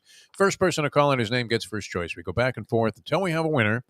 And with Lubie at the controls, here's a championship question. Good luck, guys, for the Landlubbers gift certificate. Dave Gurggles Gergely. All right, this is dedicated to our host, Jeff DeForest, who at one time was voted the most valuable concessionaire at Shea Stadium for his selling of what he did there. And it goes back to Shea Stadium. We want to know who hit the first ever home run at Shea Stadium. Good question. Anybody? Here's multiple choice. Okay. What's that? Willie Stargell, Frank Howard, Johnny Callison, or Stan Musial? Lenny. Lenny, who was it? That'd be Pops. Willie Stargell. Yes. Wow. Oh, got it That's easily. right. Man. He beat the sweeper. He beat the sweeper. Wow. Excellent, man. I thought you were throwing Callison because it was the Phillies, and your affinity for Johnny Callison. Well, he hit the home run in the All-Star game in '63 off Dick Raditz. I remember that. Yeah. The monster. Wow. He was impossible to hit. All right. Very good. Lenny DeCronic, I would imagine you'll be picking up a gift certificate tonight. Little gift card there. Lubie's going to have an extra one in his wallet there, and he'll hand it to you when you go down there and play the live version of, it's a different version of the Trivia Challenge because this encompasses all topics, right? Does it not? Yes. Lubie, Yes. all subject matter is fair game? Yes. Because we tend to, zero in on the sporting world. Unbelievable. Unbelievable. And if you know music, you'll really appreciate it because all the clues have music attached to it. Yeah. The food and beverage are the reason to go, but this is the cherry on top of the sundae with Lubie and the professor. If you just don't be intimidated, they're great to everybody there. You'll have a terrific time. That's why I'm not going because I want to give Lenny's team a chance. It is funny. We live vicariously through you, Dave Gurggles Gergely. So what's next? I mean, the Maldives, this fantastic trip back into time, a time machine there with your old buddies from 60 years ago, still friends, playing golf. Saratoga. It's actually time to do a little work. I've got the Orange Deion Sanders team, the Orange Blossom Classic will be their second annual. I've got a tournament on that Thursday before that. Then I've got 3 more in September. I've got a bunch in October for breast cancer and everything. So right now is a real busy time for me. I would say next year, maybe the guys want to go back to Portugal. I'm leaning to stay stateside. I'm thinking about going to the Upper Peninsula in Michigan, nice and cool for golf up there. But one day at a time. Right now, I'm just planning on doing some work, being present for the trivia show, and joining you two gentlemen. Now, is Mike Zimmer going to be part of this tournament? Yeah, Jackson State just signed. Jackson State brought him in as like an analyst. He's going to be looking at I don't know. Mike Zimmer. Wow, I don't know. Former Vikings. I don't know. I don't know. It's going to be alumni and some other folks. I'm not sure who the players are. We'll probably hear that late next week. But in the meantime, best of luck tonight, Mike. Get some sleep today. You look like you need it after that yawn. He does look beat up. I mean, that Tropical Acres thing really it knocked him out, man. He was talked into splitting a lobster and steak dinner with Mike Mayo. He wanted to surf and turf. Take much talk. I doubt it. Take much talking. All right, gentlemen. See you next week. Great job, Dave Gurggles Gergely, ladies and gentlemen. Hialeah Park Trivia Challenge, also brought to you with Dave's presence, of course, by Perdomo Cigars. Hialeah Park, a great place to go. Wow, I mean, we can't thank them enough for their just unwavering, loyal support for all of our platforms and our programs, which are taking off, man. I mean, it's really been great. 12 o'clock today, probably our most popular entry. I don't even know if we could have anticipated in our wildest dreams the immense and immediate impact that Mike Mayo's Lunchbox is having on South Florida Live. And, courtesy, of course, very much helped by the numerology of his 86,000 strong Let's Eat South Florida page that he has in conjunction on Facebook with the Sun Sentinel, which is really a great place, a great source of, you may not agree with everything that's written there and not all of it. Some people just get angry over the smallest things and they condemn a restaurant for, the salt shaker might have been a little clogged because of the humidity while they were sitting outside. And they're like, I'll never go back to this place again. What a dump. I mean, and you're like, wait a minute. I mean, in general, you find some really, really good places, and there are a lot of fine restaurants here in South Florida. So you're going to be at one of them later on today, Broad Shoulders Sandwiches. Yes. Is it called Broad Shoulders Sandwich Shop? Broad Shoulders Sandwiches is what it's called. And again, it's a Visit Lauderdale. Everyone under the sun, every dish under the sun Thursday. They're doing their Lauder deals. They have Dine Out Lauderdale this month and next month, so definitely check out visitlauderdale.com. But I'm really concerned because the dude, you said it, like I probably would have done it. I was full after the one lobster, so I shared with Mayo so he could have some lobster. I didn't eat any of the steak he gave me. Like I was full. Like and he was good. He kept eating. He had dessert. He probably went home and ate because he was doing his poker thing.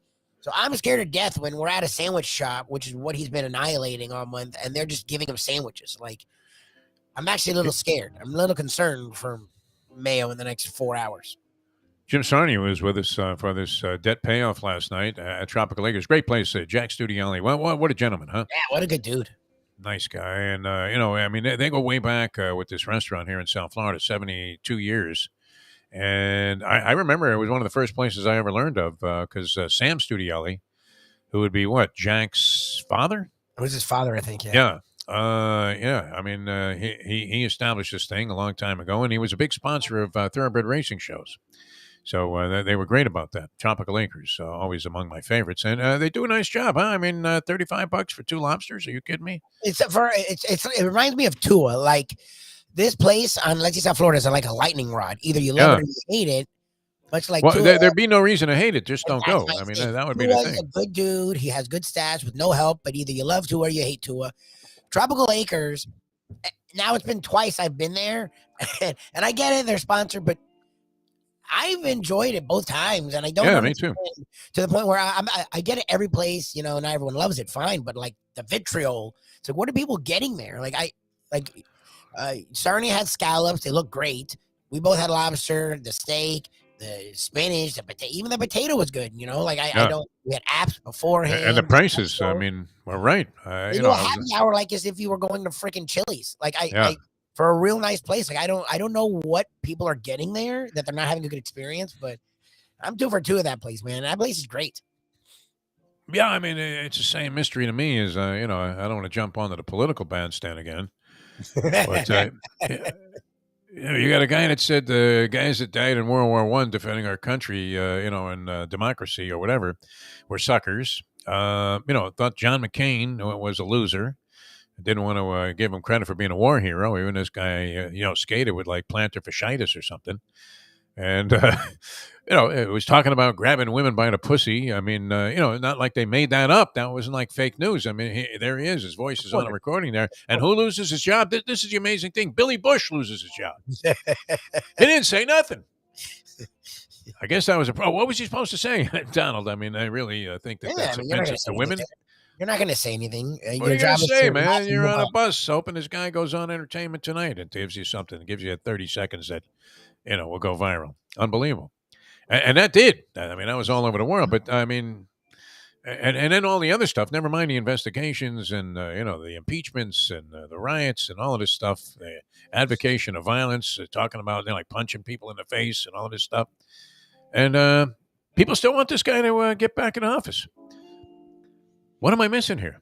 I don't know. People, as the song used to play a lot, people are strange. This is the savior for the country. This is the only guy that can help us out. Yeah, okay. It's crazy, right? It's kind of like, looking at what happened with Rbis Chapman last night and saying, you know what, why don't we just plug him in as our closer tomorrow? It was a disaster. They won, but it was a disaster. Who comes back from 3 runs down in these extra inning games, right? But they give you the guy on second base. All right, we're coming back with more. Lenn Robbins is going to join us. He's always great. Lenn now in full degenerate mode with, what is the thing called? Is it Best Bets or something? Let me look it up. Yeah, check that out because we want to give the right affiliation there. And they give all kinds of advice on gambling. And, of course, Lenn writes stories, and he does have the natural degenerate tendencies and practices that the rest of us do. Usually was a part of our Degenerate Friday shows, but kind of a prelude today. We're going to have Lenn Robbins, and very much abreast of what goes on. He's been writing about, in particular, New York sports, but big time with college football, college basketball. Bet Basics. Bet Basics. Name of the organization. So, and was running the New York Extra there for a while, which was a nice online view of all the things that were happening in New York City and in and around the city and the state of New York. And then also many years. I mean, I first came across Lenn. I always found him extremely interesting, writing about college basketball and college football in the New York Post, where he was a columnist for many, many years. Was with Madison Square Garden also. He's done a lot. Yes, he's been everywhere. Last time we talked to him, though, he was drinking tequila at a bar in Mexico at like 6 in the morning. Yep. So he fits right in with the crowd here. Lenn Robbins is going to join us here in short order on the Defo Show. I'm Jeff DeForest. He's Mike Lubie Lubitz. We mentioned that Gurggles should join us down there. We know Mayo has to go down to Jimmy Johnson's Big Chill. And Tommy Fox just made the announcement, hey, it's on again.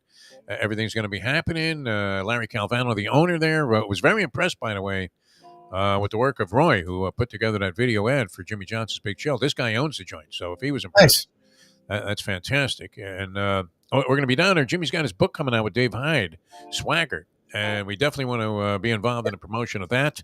And it's always great. You get an hour with Jimmy Johnson, fantastic. Great. He's always a tremendous storyteller and remembers every detail of his brilliant career as a head coach.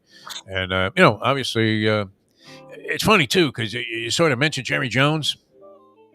It's like we were talking about when, you bring up Namath at Super Bowl III to Don Shula. You mentioned Jerry Jones. Jimmy, he doesn't bristle at it, but, he's going to get a shot in there, right? Jerry owns everything. So it'll be a lot of fun. We'll get down there. But what you're going to find is the best food and drink that you can find anywhere in the Keys. I'm talking about all the way down to Key West. You can jog down to Marathon, Isla Mirada. You won't find a place like Jimmy Johnson's Big Chill that has everything that you could possibly want and more. Right on the Bayside there, just a beautiful piece of property, and they really developed it well. They have dynamite stuff coming out of the kitchen, whether you're looking for something casual, whether you're looking for something, very pristine there, like the freshest of seafood cooked up in some fancy schmancy, sauce. I mean, you can have anything that you want at Jimmy Johnson's Big Chill. Dominic Conjemi does a great job. His wife, Amanda, is a general manager there, and they are on top of their game. You would imagine that anything Jimmy's associated with would be run as a well-oiled machine, my friends, and yet casual all the time. So you feel like you couldn't be more relaxed in the atmosphere there with all the food and drink and the great service you get at Jimmy Johnson's Big Chill, mile marker 104, the Overseas Highway in Key Largo. Worth the trip, down in and of itself. And if you're traveling in to or back from any destination in the Keys, make sure that forget about stop in Florida City, grabbing one of those gas station sandwiches. Treat yourself right and go to Jimmy Johnson's Big Chill on mile marker 104, the Overseas Highway in Key Largo. All right, we're coming back with Lenn Robbins. He's going to join us here in just a few minutes, and we'll get a little peek into the New York scene, a lot of things happening there, and, of course, some degenerate conversation as well. Lenn Robbins, now of Bet Basics, will be joining us here in just a few minutes on the Defo Show. He's Mike Lubie Lubitz. I'm Jeff DeForest here on South Florida Live. Thanks for joining us, and we'll be back with more in a moment. Now that. The time! It's 8:27. Ponies in Style at Champions, the outstanding simulcasting room at beautiful Hialeah Park. Yes, the grand old lady of thoroughbred racing has never been more vibrant, and you can wager on the races from the top tracks around the country while enjoying a cocktail at the Brass Rail Bar or any of the fine food served throughout the facility. If poker is your game, you're covered in Style. And you can play all your favorite Vegas-style games, including blackjack, craps, and roulette, in Hialeah Park's sizzling hot casino. Get a player's card when you walk through the door for all kinds of generous amenities, including our favorite, free play, when you come out to the ultimate casino and entertainment destination, Hialeah Park. Hey folks, Tony Segreto here. Since day one, Catholic Health Services has been part of Old School. And since we've started letting people know about them, it's changed their lives. You see, Catholic Health Services, while being recognized as one of the top places for stroke rehab in the country, it's also about a group of people who not just excel in what they do, from the doctors to the nurses to the therapist, on and on and on. It's how they do what they do every single day that separates them from the pack. They do it with a passion, unmatched, and the inclusion of family in every step of the process. Trust me when I tell you this. If you want the best, unmatched rehab with a special group of skilled, caring people, there is truly only one place, and that one place is Catholic Health Services. These days, we're all looking for comfort anywhere we can find it. Thank goodness for Landlubbers Raw Bar and Grill in the Plantation location, because they are making sure you are as comfortable as possible. First of all, they're not only open for delivery and pickup. All you have to do is go to landlubbersbarandgrill.com for both pickup and free delivery. Their hours have changed a little bit. Monday through Thursday from 3:30 to 10. And Friday, Saturday, and Sunday from 11:30 to 10, you're going to have the best wings in the world. You're going to have a great burger. You're going to have their amazing soups. Again, Landlubbers Raw Bar and Grill. It's nice and easy. Just go to landlubbersbarandgrill.com for both your pickup and free delivery. Thank goodness for Landlubbers for making you always feel right at home.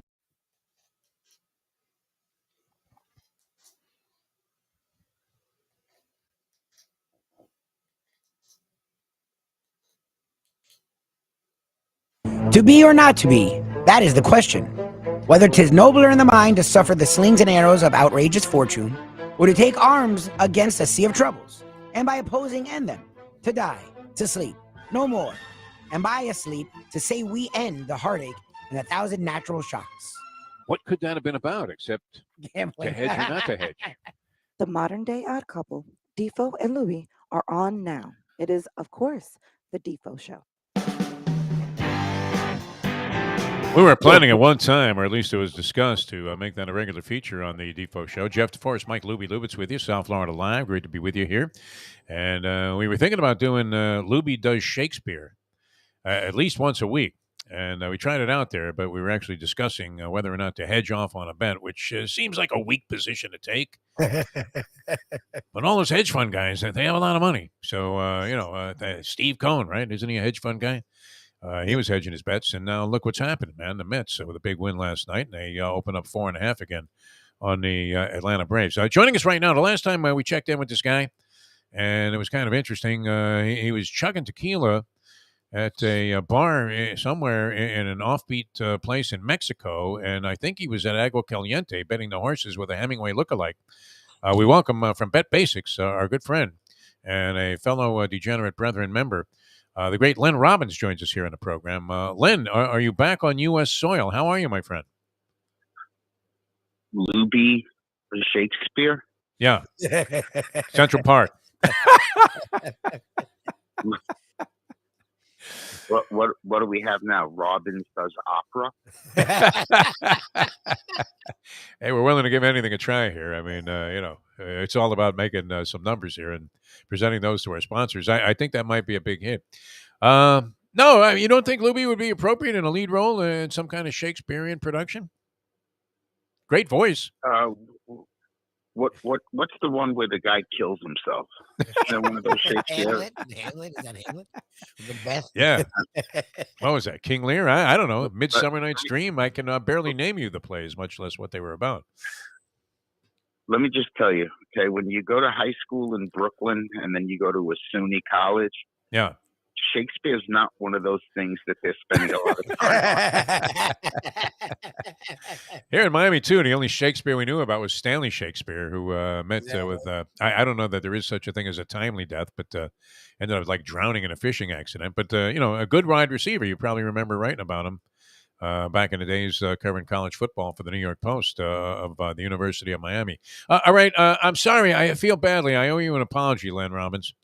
And I tried. The only number I came up with that was even close to the one you were looking for was I got you a phone number on Stormy Daniels. But you were looking for a number of somebody that worked in Las Vegas. Our good friend Hank Goldberg, who might have been able to help us out, checked out, unfortunately, on July 4th, his birthday this year. And he would have been my first call. He probably would have been able to put us right in touch with this person. But I realized that the only people that I know in Las Vegas anymore are having their remains raked off the bottom of Lake Mead. And there's like a new one popping up every week. So sorry I couldn't come up with that number for you so far. I'll take Stormy Daniels. It might be expensive. I don't know. But, certainly if Trump was setting the bar there, 30 times, what was a lot just to buy her silence. All right. What's happening? I mean, how concerned are your New York brothers and sisters over, I wouldn't call it a collapse, but the current status of the New York Yankees, who look like a cinch to win it all, and we're going to eclipse every record ever written in Major League Baseball for team accomplishments in a season, and now find themselves struggling. I mean, if you drew a line through, the part where they were just lighting it up, which was most of the year so far, the last month or so, it hasn't been so good. What is going on there? And is there a legitimate fear spreading around the boroughs of New York City? Well, first of all, breaking news. I don't do it often on this show, but it deserves the breaking news. You know, they won last night when Josh Donaldson hit a grand slam walk-off, right? Yep. And I found out that the Yankees are now ingesting huge quantities of Mauna Loa macadamia nuts. Have you seen this Hawaii Little League team? Oh, yeah. They won on the mercy rule last night. I mean, the teams that get to Williamsport are all supposed to be really good. Yes. They won on the mercy rule. And I watched the first inning of that game, and I think they were playing Washington. Washington did not get scored on in the first inning, and I said, maybe this will be a game. And then when I crawled out of bed this morning, I went right to my app and I looked at it, 11-1. So, I'm not concerned about the Yankees hitting because of the influx of the Mauna Loa macadamia nuts. Yeah. I've said this from the very beginning. The Yankees don't have the pitching to win a World Series. And the only thing that matters to the Yankees and Yankee fans is winning a World Series. And they should, because everything about the Yankees is sponsored. They're the wealthiest team in baseball. They should win World Series. They're not going to win the World Series this year.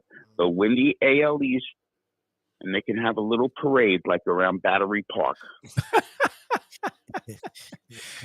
Do you believe, like we do here on the Defo show, Lubie and I are in agreement that Little League Baseball, especially, is illustrated when it's very much in focus during these telecasts of the regionals and then eventually the Little League World Series itself, is the second most crooked sport, only behind cycling, in terms of people violating all of the parameters and guidelines by which they're supposed to operate.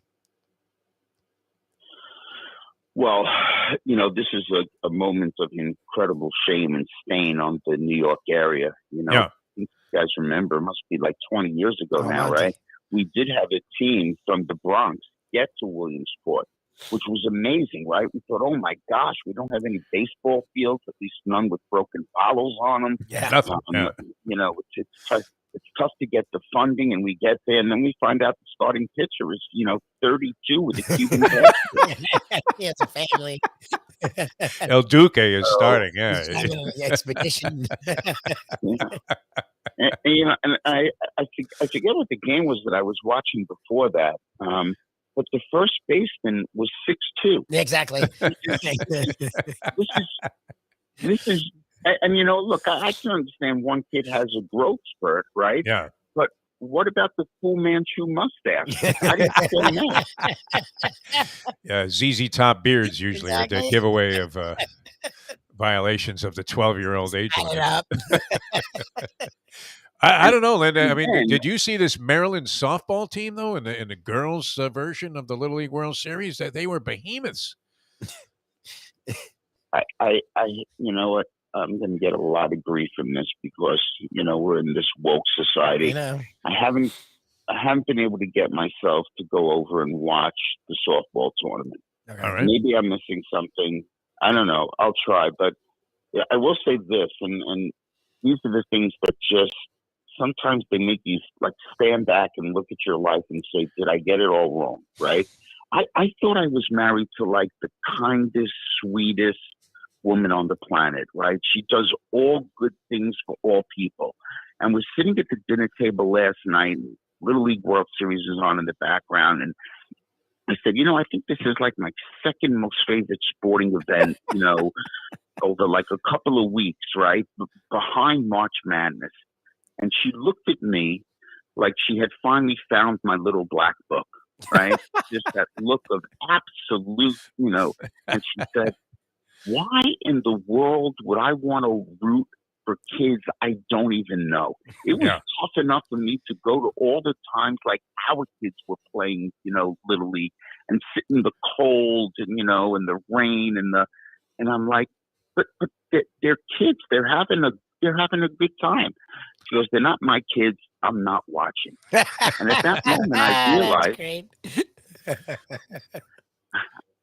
I realized maybe she's not, the end all and be all.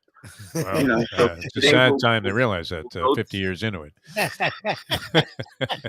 Well, we'll go to our first Little League counseling session today, and Oh, it's crazy. It really is. Watching some of this stuff because and our friend Julian on the chat line that we have says Massapequa. Speaking of New York, going to go all the way. And we had an author on. His name escapes me now. About a month or so ago, a guy who wrote a book about I guess it was baseball in general, but he actually was on a Massapequa. It was called the Senior League. This was for like 12 to 14-year-olds. It was like the next extension of Little League on Long Island. And he was on a team where I remember pitching in a game against Massapequa in a regional tournament. And these guys literally, I mean, they drove their own cars there. They had like jobs. Some of them were like conductors on the Long Island Railroad. I mean, it was insane. I mean, the level of cheating that was going on there. I ended up getting hammered in that game, but I always found what was going on, the guidelines to Little League baseball, to be somewhat suspect. Now, are people playing it on Bet Basics? Are you guys giving advice on bet? Maybe that would be the thing that would attract interest. I'm sure people are gambling on these games. No. When you said that, you had an author on, right, talk about this, I thought, holy cow, they got Shakespeare. That's unbelievable. What a gift. What a gift from the grave. Well, I'll tell you what. This, and I wrote this the other day in my Bet Basics column, okay? I'm rooting for Massapequa, right, because they're the Long Island team, and Texas East to make it to the U.S. championship, right? Because Texas East had that wonderful moment, right, where the guy, accidentally beamed the kid from Oklahoma, and he's crying on the mound, and the kid from Oklahoma comes over and consoles him. So I said, okay, even Lenny the loser felt good about that. Now the Massapequa version of that, and this is totally New York, right? The pitcher throws a no-hitter, but he beams 3 guys. He does walk off the mound and he daps him and probably says something like, yo, not for nothing, I didn't mean to hit you, right? Yeah. So I'm going with Massapequa and Texas East in the U.S. championship game. But that's only if the, whatever it is, 16 birth certificates of the Hawaii team is uncovered. One of the kids was older than Fernando Valenzuela when he broke in with the Dodgers, even though he was supposed to be 16. So I think one of the kids on the Hawaii team goes by El Duque. So. Yeah, you have 2 Cuban defectors. I mean, you never know the ages there. I think Arislandy Lara, the boxer, was 39 when he started his pro career, but they had him listed at 27, which who was going to dispute it? It's interesting what you just said about the Massapequa guys. My youngest used to play youth hockey, right? And up until recently, he had a growth spurt. He was probably the smallest guy on the team. Of course, he was the guy who was always trying to get into fights and mix it up, right? So he was pretty fearless. He got that from his mother, clearly, right? And one day we're playing this tournament up in Maine, and he walks over to me and he looks like he's going to be sick. And I said, "What's up?" He goes, "Dad, 6 of their guys just drove to the game." It was this was like U10 or something, right? Yeah. He goes, they had beards and mustaches. And I'm like, no, it must be the adult beer league. And he's like, no, they're going into the visitors' locker room. And I was like, Naturally, we love anything that's not on the level. Yeah. Well, I wanted to ask you, Len, just for a second, as we're getting to the football season, there was, I don't know, high expectations, but some expectations for improvement from the Jets and the Giants. But it seems like the Jets, like always, can't get out of their own way. Becton now looks like he's going to be out possibly for the season. Wilson now had successful surgery, but like Defo and I joke about, when do they ever say the surgery is not successful? And he's out 2 to 4 weeks. What is the vibe now around the Jets and even the Giants? Because this is Danny Dimes supposed to make it or break it year. And I haven't heard much about the Giants. Like, what are the expectations? What is the vibe up there for the Giants and the Jets? I think this probably will sum that up. It's a very good question, a very fair question. I did participate in a mock fantasy draft last night, so I can get ready for my big money draft right on September 7th. I think that will be 7th. And which two quarterbacks did not get drafted? Oh, jeez. Danny Dimes at all. Zach Yeah. Wilson, right? Oh, God. So, Wow, Tua even was I taken? don't think you have to. Excuse me? Tua was even selected before these two guys, Tua Tagovailoa? No, Tua also was not. He tested positive for Manaloa macadamia nut, so he can be served in suspension. Yeah. I'm serious. I want to find out what is in that nut. It reminds me of you guys must have seen the movie Best in Show. I know guys have got to have seen the movie, right? Like us, So Chris the guest is naming all the nuts, right? And he even names. He goes, the macadamia nuts, and then he said that made my mother crazy. She just got a Mauna Loa macadamia nuts. I should get a sponsorship from them, by the way. But anyway, going back to it, here's the thing about the Jets and the Giants, right? This is the NFL circa 2022. Mm-hmm. You must have like a really, really good quarterback if you're going to get anywhere, right? And Zach Wilson, even before he got hurt, and look, maybe he'll make that great sophomore jump. There were times in training camp where the closest receiver to him was, the blow up jet guy, right? Who's working the crowd, right? Yeah. And Danny Dimes is he's a nice guy and all that other stuff, but remember when he broke free on that run and then he stumbled and fell on like the 10-yard line? Yes. Yes. You guys remember that? Yeah. Yes. Yeah. You don't recover from that in New York. You don't. Like the buff fumble. Yeah. With Right up Sanchez. When did you stop wearing underwear is really the question. Yeah. On that. It's Marino's fake spike. Spike, It's just one of the, it's the fumble in the Meadowlands. I mean, it's just all those things.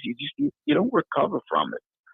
So, look, I think both teams actually have taken some steps this past offseason to get better, but I don't know. Let's set the win total between the two teams at 8. Oh, jeez. For both teams combined. It's not exactly great Combined expectations. Yes. I guess what makes it somewhat good is if like they win on alternate weeks, so at least one fan base can feel good. I don't want them both winning on the same weekend. Did any report come out on the extent of the injuries to that rabbi that Brian Daboll had blitzing the Patriots in the first week of the preseason? Because he sent everybody else on every play. I mean, Belichick was pissed. Belichick probably wouldn't even know that they played a preseason game, the amount of concern that he would have about such things. But he was legitimately pissed that Daboll was blitzing on every play. Yeah, Bill just continues to get crankier and crankier as it goes along. And not only that, but like, look, I do believe he's, one of the greatest football coaches of all time, with or without Brady. He clearly outthinks guys and outprepares guys. But like the last couple of drafts, right? Like I happen to like the kid, Bailey Zapp from, I think it was like Western Kentucky, right? But where did he take him in like the 4th round? Like, was there really like a clamor that other teams were going to jump up the board and steal Bailey? I don't think so. And then he took the lineman from, I don't know, like Tennessee, Chattanooga or something. Like, yes. I know he's the smartest guy in the room, but it seems like he's trying to prove it like every moment of every day. Mm-hmm.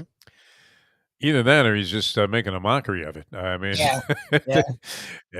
some of those selections. And it's always amazing. The analysts who were on TV at the time, because it's Belichick, immediately reverse directions after he drafts a complete unknown.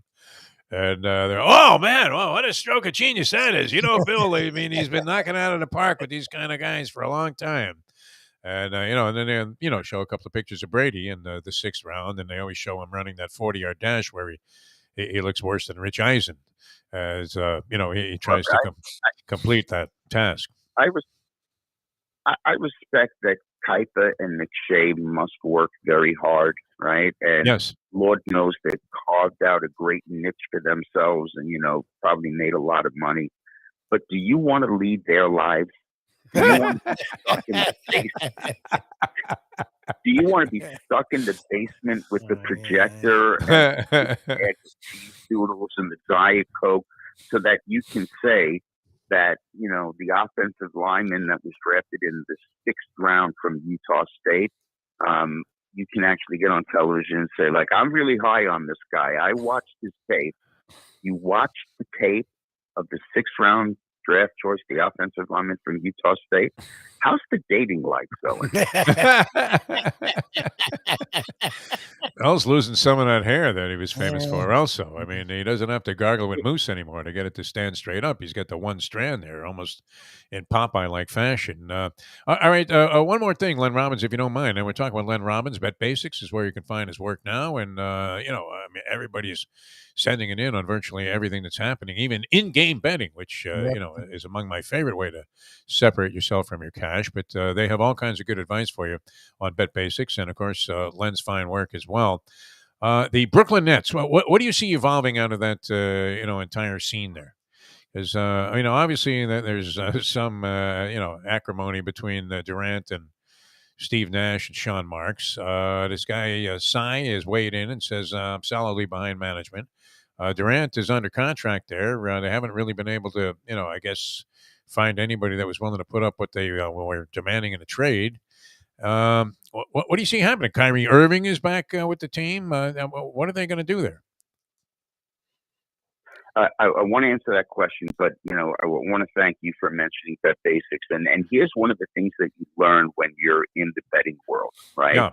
I get a note from one of our higher ups, right, who says, we've been getting an incredible number of hits on any of our Buffalo Bills coverage, Wow. or any wagers that we come up with. Buffalo Bills, and I'm thinking Buffalo Bills, and I'm thinking, Bills Mafia. Right? So, or Buffalo Mafia. I mean, which is also very notorious. Look, the Nets and Kevin Durant's camp are in that big game of chicken, right? Anytime one of them says something, right, like Durant flies to England or whatever to meet and demand the firings of the coach and the GM, and then the owner comes out from behind the veil and says, nope, I'm sticking with these guys. And then Durant, doubles down on the trade, and the Nets say, we're not trading him. And then Durant says, well, then I'll sit out. I'll retire, right? So we see this all the time now. And really, I think it's one of the most nastiest things in sports, right? Like Roquan Swift, right? The linebacker for the Bears in Buffalo. Yeah. Okay. So, you want a new contract, right? You come out and you demand a trade, right? And now there are not only there are holdouts, but there are hold-ins when you actually show up at camp, so you don't get fined. It's like the Marshawn Lynch approach, right? I'm only here so I don't get fined. I'm only here so I don't get fined, right? Look, they're in that big game of chicken, and sooner or later, one of them's going to have to blink, and the blink will come when the Nets think they have a good enough package to move Durant, and some team will step up because there's always another GM out there who thinks he or she is smarter than everybody else. The Nets have to remember something. They will always be the second-class citizen in New York. They always will be, right? The Mets have accepted that. They've embraced that, and they do a great job. They've got the right stadium. They've got a great fan base. The Nets have to realize that if they keep pulling these stunts where they try and bring in super teams and it all collapses, they're going to always be the laughing stock. The Nets aren't a laughing stock anymore. The Nets are a laughing stock.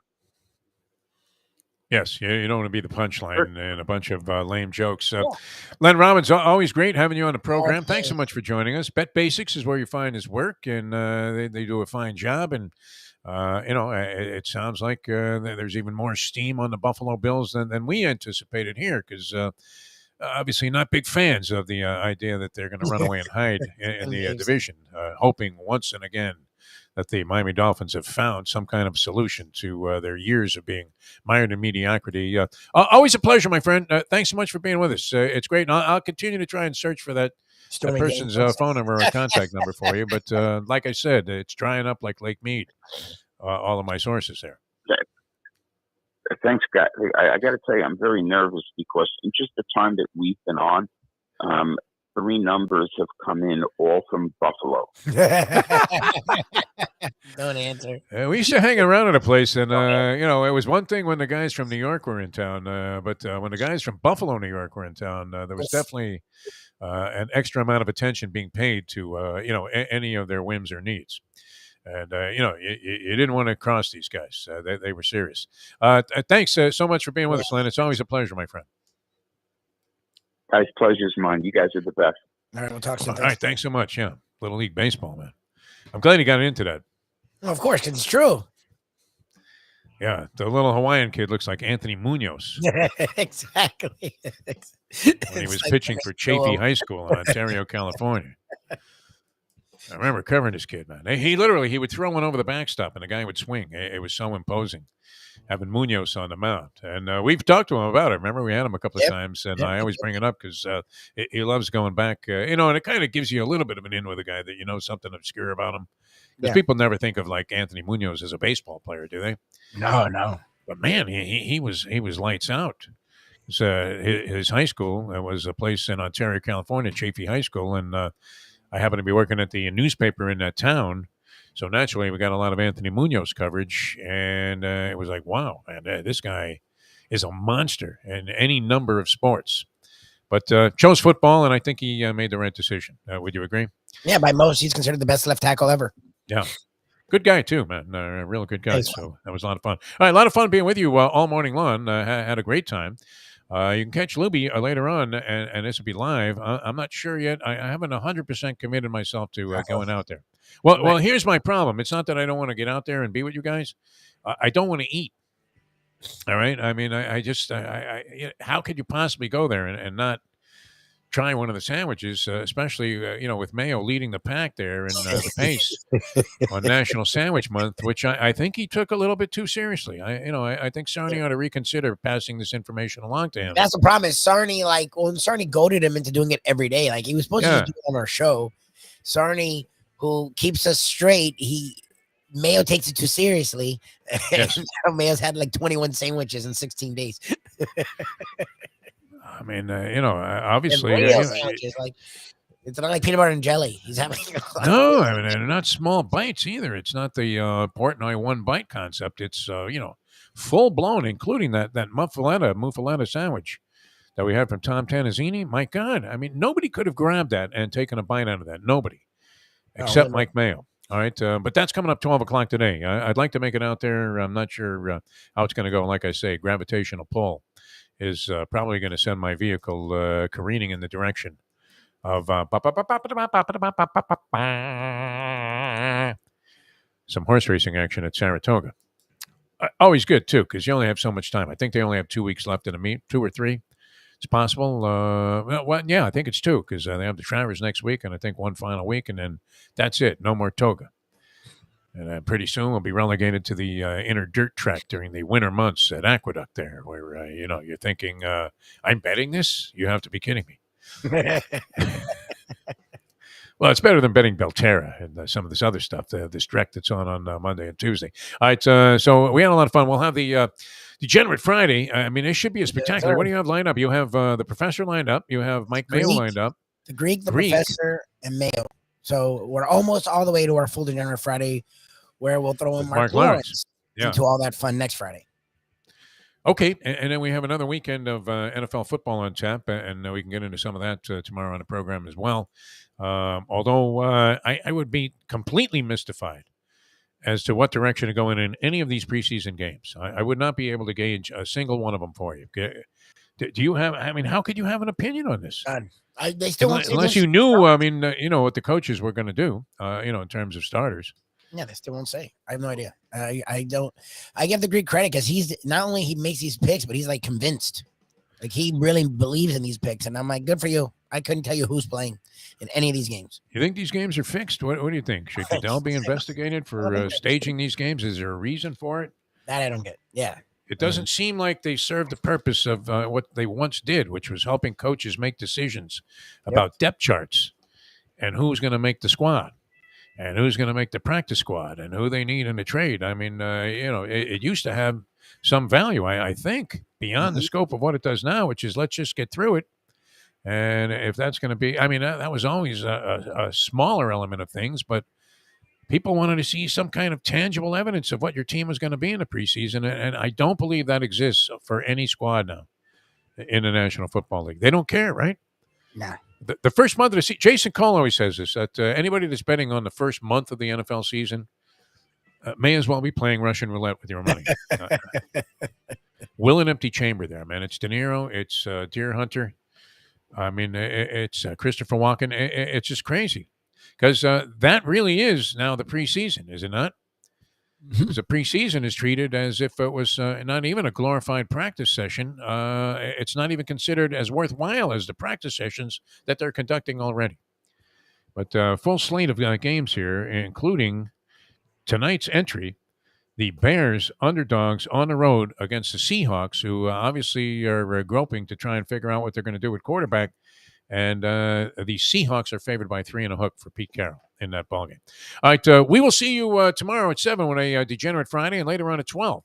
Mike Mayo's Lunchbox from Broad Shoulders Sandwiches, and that is on Commercial Boulevard, just a little bit east of Federal Highway on the south side of Commercial. So if you're in the area, stop on by. Nikki Mohan will be part of the show, and Mike Mayo and Mike Lubie Lubitz. And I'm hoping to maybe get a guest appearance in there. Your sex site is all of a sudden all over the chat line there, and so that's a perfect time to exit. As we will see you later on today, 12 o'clock with Mike Mayo's Lunchbox. As we leave you now that The time 9:01. Let's go to eat a damn snack. Look what they done to my soul.